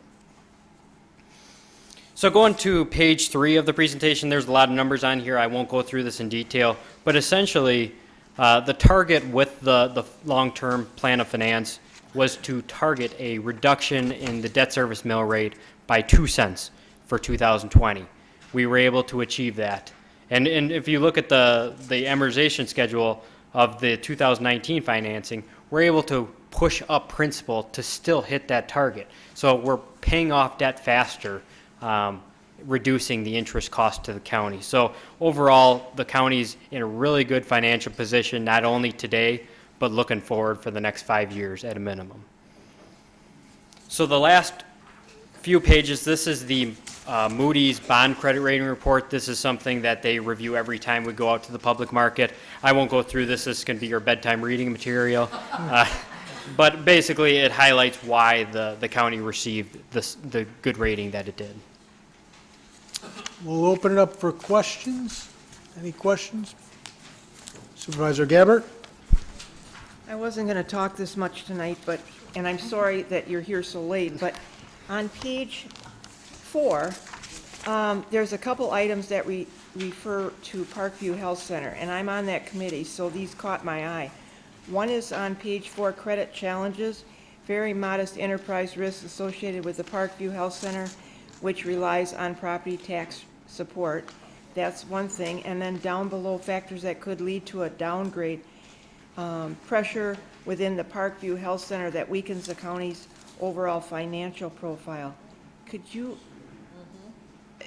kind of give me an idea? Yeah. Because no, that's an excellent question. Parkview is Parkview. It's an excellent facility, but I understand, but is that really detrimental that we should be worried about it, or? No, and we addressed that in our bond rating call. Mark and Vicki were on the call, and they addressed this to Moody's head on.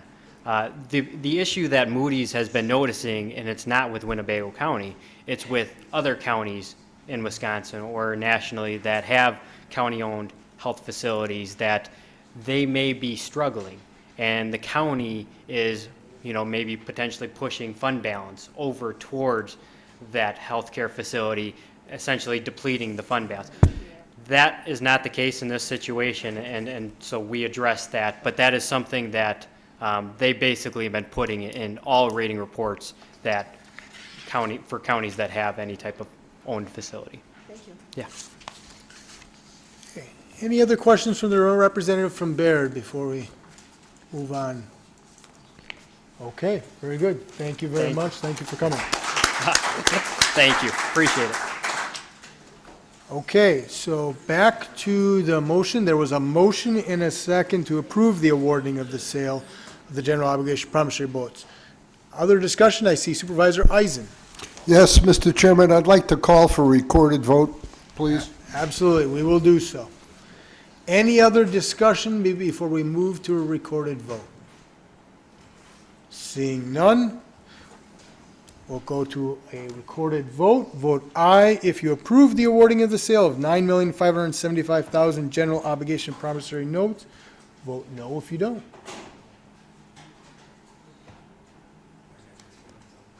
And then just so recall, this requires a 3/4 majority for passage. And that motion carries 30-1. Okay, moving on down to the next. Now we are finished with our amended agenda, so we are back to Resolution 117. Okay, so that would be resolution number, 217. Resolution number 217-102019, commendation for Susan Goodrich. I'll call on Supervisor Rasmussen. Thank you, Mr. Chairman. I move for Resolution 217-10-2019. There's a motion and a second. Please go ahead, Supervisor Rasmussen. Okay, Sue Goodrich began working as a clerk stenographer in the Clerk of Court's office in February 1975. Sue touched many areas of the court system during her almost 45-year tenure. She worked directly under Judge Crane when he presided in Circuit Court Branch 1, and then took the skills she learned in the circuit courts and worked with juvenile and civil cases and as a jury clerk over the course of the past 19 years. Sue was extremely kind-hearted and easy to work with.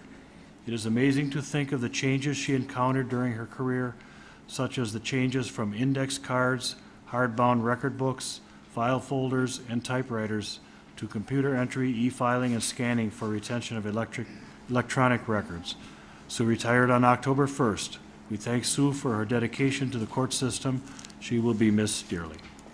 Thank you, Supervisor Rasmussen. So there was a motion and a second to approve the commendation for Susan Goodrich. We'll do a voice vote. All those in favor say aye. Aye. Opposed? Motion carries unanimously. Moving on down to the next resolution. That's resolution number 218-102019, commendation for Cindy Draws. I'll once again call on Supervisor Rasmussen. Resolution 218-10-2019. There's a motion and a second. Please go ahead and proceed, Supervisor Rasmussen. Cindy Draws worked for Winnebago County for nearly 40 years, starting in 1980 as a switchboard operator at Parkview while she was still in high school. She obtained her Bachelor of Science in Nursing in 1985 and moved to Public Health in 1988, starting with traditional public health services that at that time included home care, personal care, and public health home visits to the elderly and disabled. Cindy became a nursing coordinator in 2007 and a nursing supervisor in 2014. Cindy received the Wisconsin 2006 Mary Adelaide Nutting Award, the Academic Linkages Award for Public Health Nurses. She led the change from paper charts to electronic health records and guided public health nursing through the transition toward population-based health services. Cindy was a member of the Wisconsin HIV statewide action planning group from 2011 to 2014 and coordinated arsenic testing in the townships to help establish minimum casing standards for wells in Winnebago County. Cindy's initiatives and community teams have improved the lives of many of our community and will for years to come. Her passion for serving and dedication to the work of public health. We wish her well in retirement. Thank you, Supervisor Rasmussen. So there was a motion and a second to approve the commendation for Cindy Draws. I see one other calling. Supervisor Norton? Chairman, I just have to say that we remember the Board of Health for 60 years.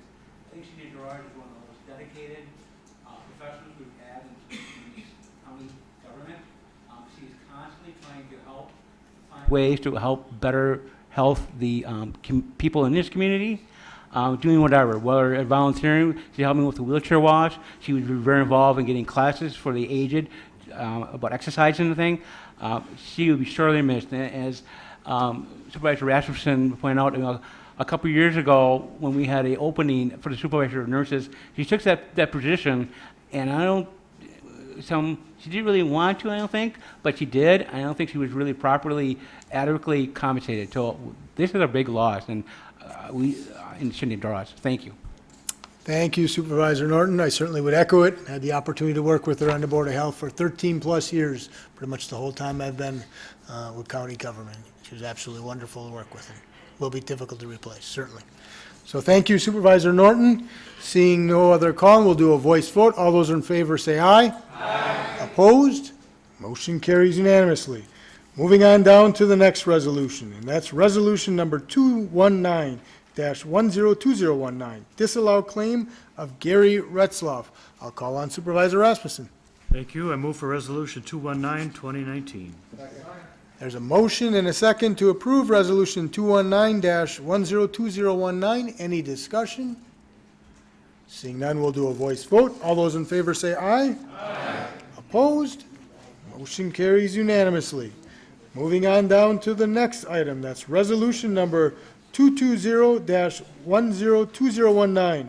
Authorize execution of a lease agreement extension between Winnebago County and Oshkosh B'gosh Incorporated. Once again, call on Supervisor Rasmussen. Number 22010, 2019. There's a motion and a second to approve Resolution number 220-10, 2019. Any discussion? Seeing none, we'll once again do a voice vote. All those in favor say aye. Aye. Opposed? Motion carries unanimously. Moving on down to the next resolution. That's Resolution number 221-10, 2019. Authorize a transfer of $25,000 from the legal services account to the labor accounts of the Office of Corporation Counsel's 2019 budget to cover costs regarding moving Chapter 51 mental health commitments in-house. I'll call on Supervisor Ellis.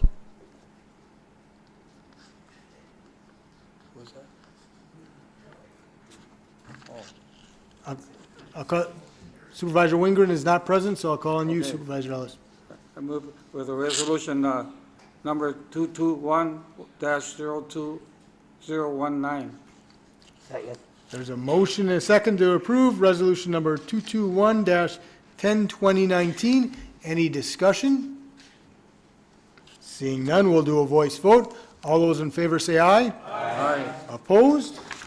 Motion carries unanimously. Moving on down to the next resolution, and that's Resolution number 222-10, 2019. Authorize easement between Winnebago County and Town of Algoma Sanitary District Number 1 on tax deed property. Please note, there's a highlighted correction, so you should have a corrected one version. I'll call on Supervisor Rasmussen. Thank you, Mr. Chairman. I move for Resolution number 22210, 2019. There's a motion and a second to approve Resolution number 222-10, 2019. Once again, there's a corrected version, simply a number change on page 2. Should be highlighted to number 5249. So there was a motion and a second. Any discussion? Seeing none, we'll do a voice vote. All those in favor say aye. Aye. Opposed? Motion carries unanimously. Moving on down to the next item. We've done 223, so we're on to Resolution number 224-102019. Request authority to apply to the Department of Natural Resources for funds to restore pathway and stream bank damage at Wacow Creek Dam and to commit such funds as may be made available towards the restoration project. I'll call on Supervisor Finch. Thank you, Mr. Chairman. I move for Resolution number 224-102019. There's a motion and a second to approve Resolution number 224-10, 2019. Any discussion? Seeing none, we'll do a voice vote. All those in favor say aye. Aye. Opposed? Motion carries unanimously. Moving on down to the next resolution. That's Resolution number 225-10, 2019. Authorize a capital project for the University of Wisconsin-Oshkosh Fox Cities campus for an addition to the Child Care Center at a cost of $267,300, funded with an advance from the general fund to be reimbursed from a subsequent bond issue. I will call on Supervisor Keller. Thank you, Mr. Chairman. I move for approval of Resolution 225-10, 2019. There's a motion and a second to approve Resolution number 225-10, 2019. Any discussion? I'll call on Supervisor Eisen. Can we have a recorded vote? My daughter went to that daycare center 35 years ago. We will certainly do so. Thank you, Supervisor Eisen. Any other discussion? Seeing none, we will go to a roll call vote, and please note it requires a 3/4 vote of the membership to pass. So vote aye if you approve the authorization of the funding, vote no if you don't.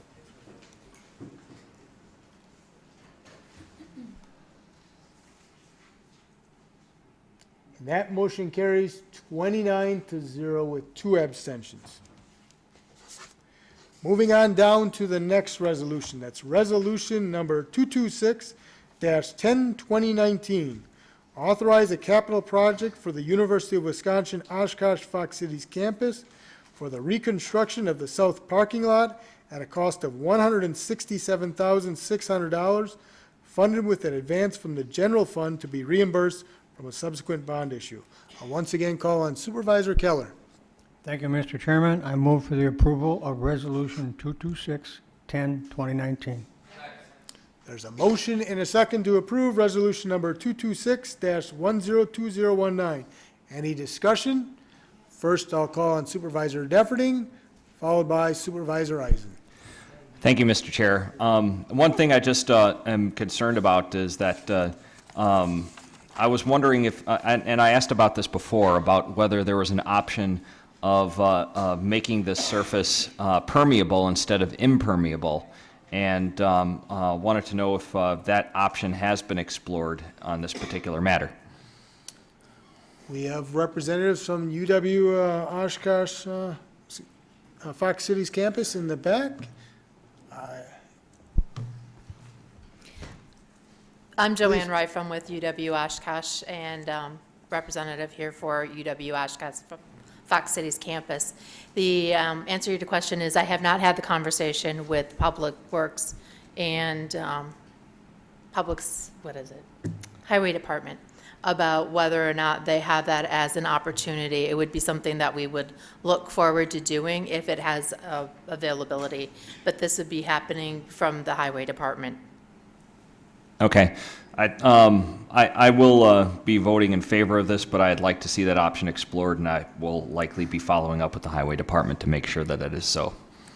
Thank you, Supervisor Defferding. Next speaker, Supervisor Eisen. I call the question and I ask for a recorded vote. All right. You're the last one, so we don't need to vote on the call and the question. So we will go to a roll call vote. Vote aye if you approve the authorization of the funding for the south parking lot.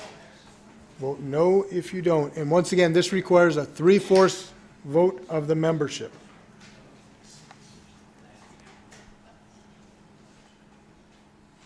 That motion carries 29-0 with 2 abstentions.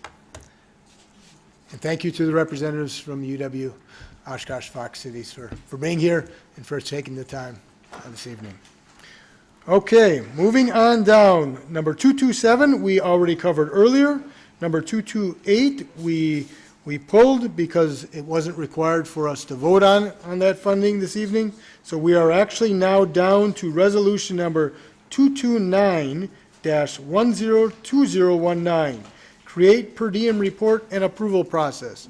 I will call on Supervisor Wojciechowski.